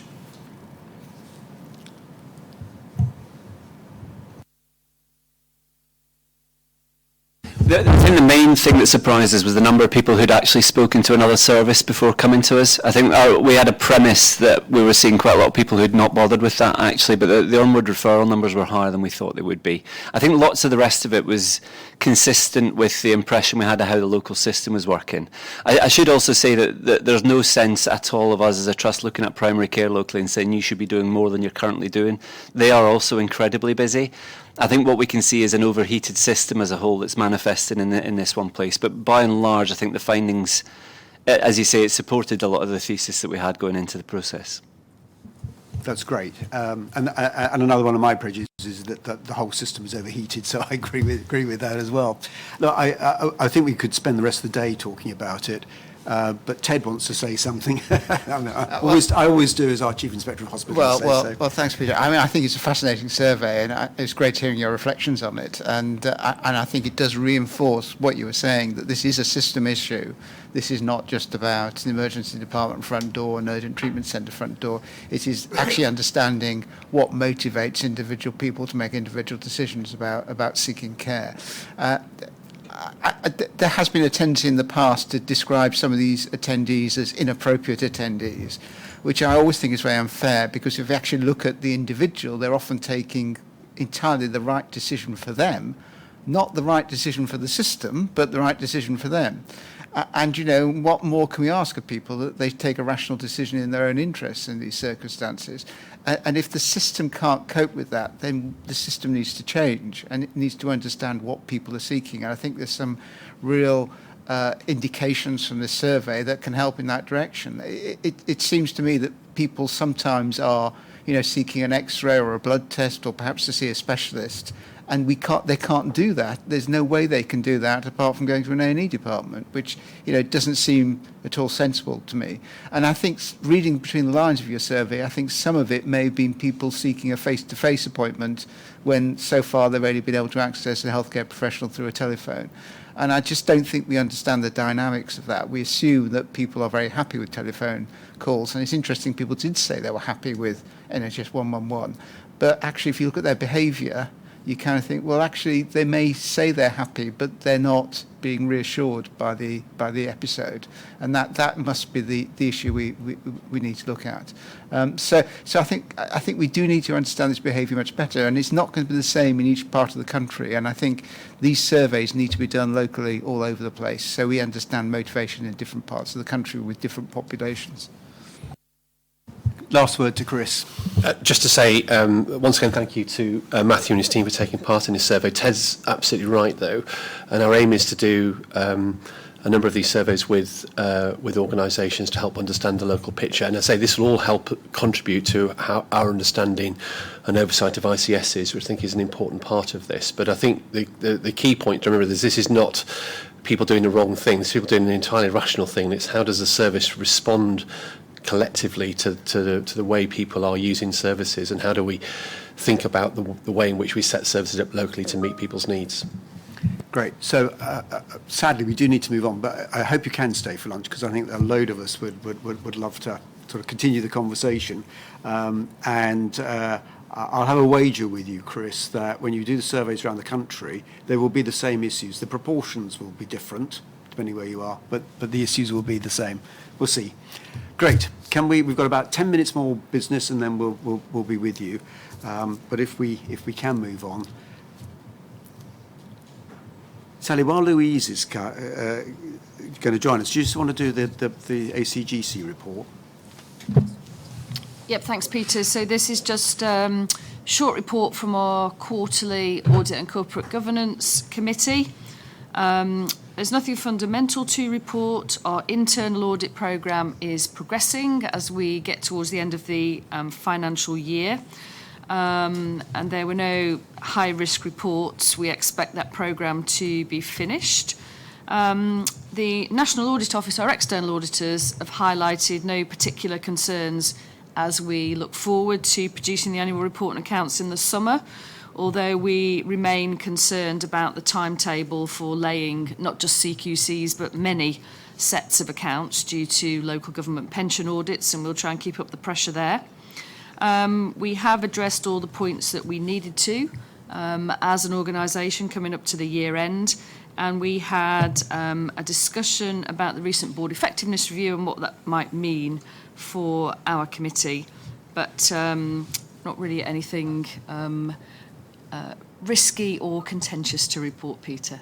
That's what I like to hear. Thank you very much, Sally. Louise, welcome. And I'm sorry to sort of kept you waiting for a second, but we're trying to catch up on time. So, Robert, do you want to do some introduction? Well, I will let Louise in a moment speak for herself, as I know already she's very capable of doing that. But before doing that, I would actually like to register, I hope on your behalf, my thanks, our thanks to Chris McCann and his team for their sterling work during the interregnum since Imelda left us, for keeping, I was going to say keeping the show on the road in the same way that a Tesla can drive without the driver, but that's without the car either blowing up or suddenly braking without any warning. But I would like to thank them for very hard work in making my job in the interim as easy as possible. But thank you. I'll hand over to Louise. Thank you very much, Chair, and thanks, Robert. So thanks for having me here today, and it's really great to be here. It's a real honour and privilege to have been given the post of National Director for Healthwatch England. And I've had such a warm welcome from Ian and from Robert and from the whole Healthwatch team, and I'm really looking forward to meeting lots of you over the course of the next few weeks. I'll tell you a little bit about myself, not going into too much detail, but my working life has mainly been in health issues, as you might imagine, but also in communications and in equalities areas. So, for example, I set up a campaign called Let's Kick Racism Out of Football when I worked at the Commission for Racial Equality many years ago, which unfortunately still exists, that campaign. And I'll touch on issues of inequality a little bit in my short introduction a bit later on. So I've always been absolutely passionate about ordinary people having a say in shaping society and in shaping their health and care. You know, we do pay for it after all, and I know that CQC colleagues will share this feeling and want to make it continue to make it a reality. And Healthwatch England and the 151 local Healthwatch are absolutely central to this happening. Incredibly influential and necessary organisations that my impression as an outsider of the organisations has absolutely been confirmed in my first few days. So this is my 7th day, I think, in the post. And obviously we're in this context of an incredibly difficult context where I know that Healthwatch have made a big difference in the pandemic in shaping services and have raised some incredibly important issues, including access to GPs, including all the work they've done on access to dentistry, and today's great work, the launch of the Accessible Information Campaign, which has got some really good media coverage, has really struck a chord, I think, with the public and with the health system. I think there is a really very significant role Healthwatch can play in supporting post-pandemic recovery, and we'll want to work closely with CQC on this. And the pandemic, of course, has really, as everybody here will know, has really highlighted the inequalities in health outcomes that were already present, that we've seen for years. So we all need to do much more to hear from those whose views and needs are not being heard. And actually, some of the work that's been done by local systems with the input from local Healthwatch on things like vaccine take-up has been really instrumental in making a difference to health outcomes during the pandemic. And we have to spot issues in the planning and delivery of care and ensure that people who receive care help shape good services. So I really look forward to working with colleagues around the table, colleagues in the network and colleagues in Healthwatch England to try and make a real difference in the delivery of health and care in the coming months and years, especially obviously in the context of the changes in the structure of integrated care in local areas. So thank you very much for the welcome, and I look forward to coming back and reporting on the work that Healthwatch is doing over the months. Thanks, Louise. And Louise, I hope you've got time not to, you're not rushing off anywhere. Stay and have lunch and a bit of a mingle so that people can talk to you. But thank you very much for coming today, and very sincere welcome. Which leaves us with any other business, if there is any. And if there isn't, that just leaves us with 2 questions from our friend Robin Pike. Both, Rosie, for you, I think. The first is, how does CQC capture intelligence from patients regarding their experiences with GP appointments? Does CQC access the friends and family test responses? That's the first question. And then the second question is, how does CQC currently regulate medical services for people in prison? Rosie. Thank you very much, Peter. So firstly, with regards to the experiences of people using GP services, we use a whole range of different collections, both national and local intelligence gathering, which include the GP patient survey, experiences shared directly with CQC through our Give Feedback on Care web form, information gathered and shared by local Healthwatch groups. We work with the patient participation groups in the practices. We look at comments and reviews collected by NHS Choices, and also look at evidence that the practice provides us. We also speak to patients when we're out on site inspecting. In regards to friends and family tests, this was paused as a national collection for general practices in 2020, and NHS England and Improvement are currently piloting a new approach to collecting patient feedback. CQC currently only access this at a local level where the practice is still collecting the data. So moving on to the second question, in terms of prisons, we work very closely with Her Majesty's Inspectorate of Prisons. We schedule inspections together, so we go in on site together and have really strong working relationships so we can understand the healthcare provision within a prison, but also understand the relationship of that healthcare provision with the wider prison environment, which is really important. So can people get to their appointments? Are they supported with their needs in the wider prison environment? We look at all aspects of provision within a prison, including medical, dental, mental health provision. And we have been testing our off-site and clinical search work within prisons, which is really starting to help us get deeper into outcomes, looking at clinical outcomes and those aspects. We also are involved with HMIP and a variety of other inspectorates looking at thematic work, and that can be aspects like mental health provision.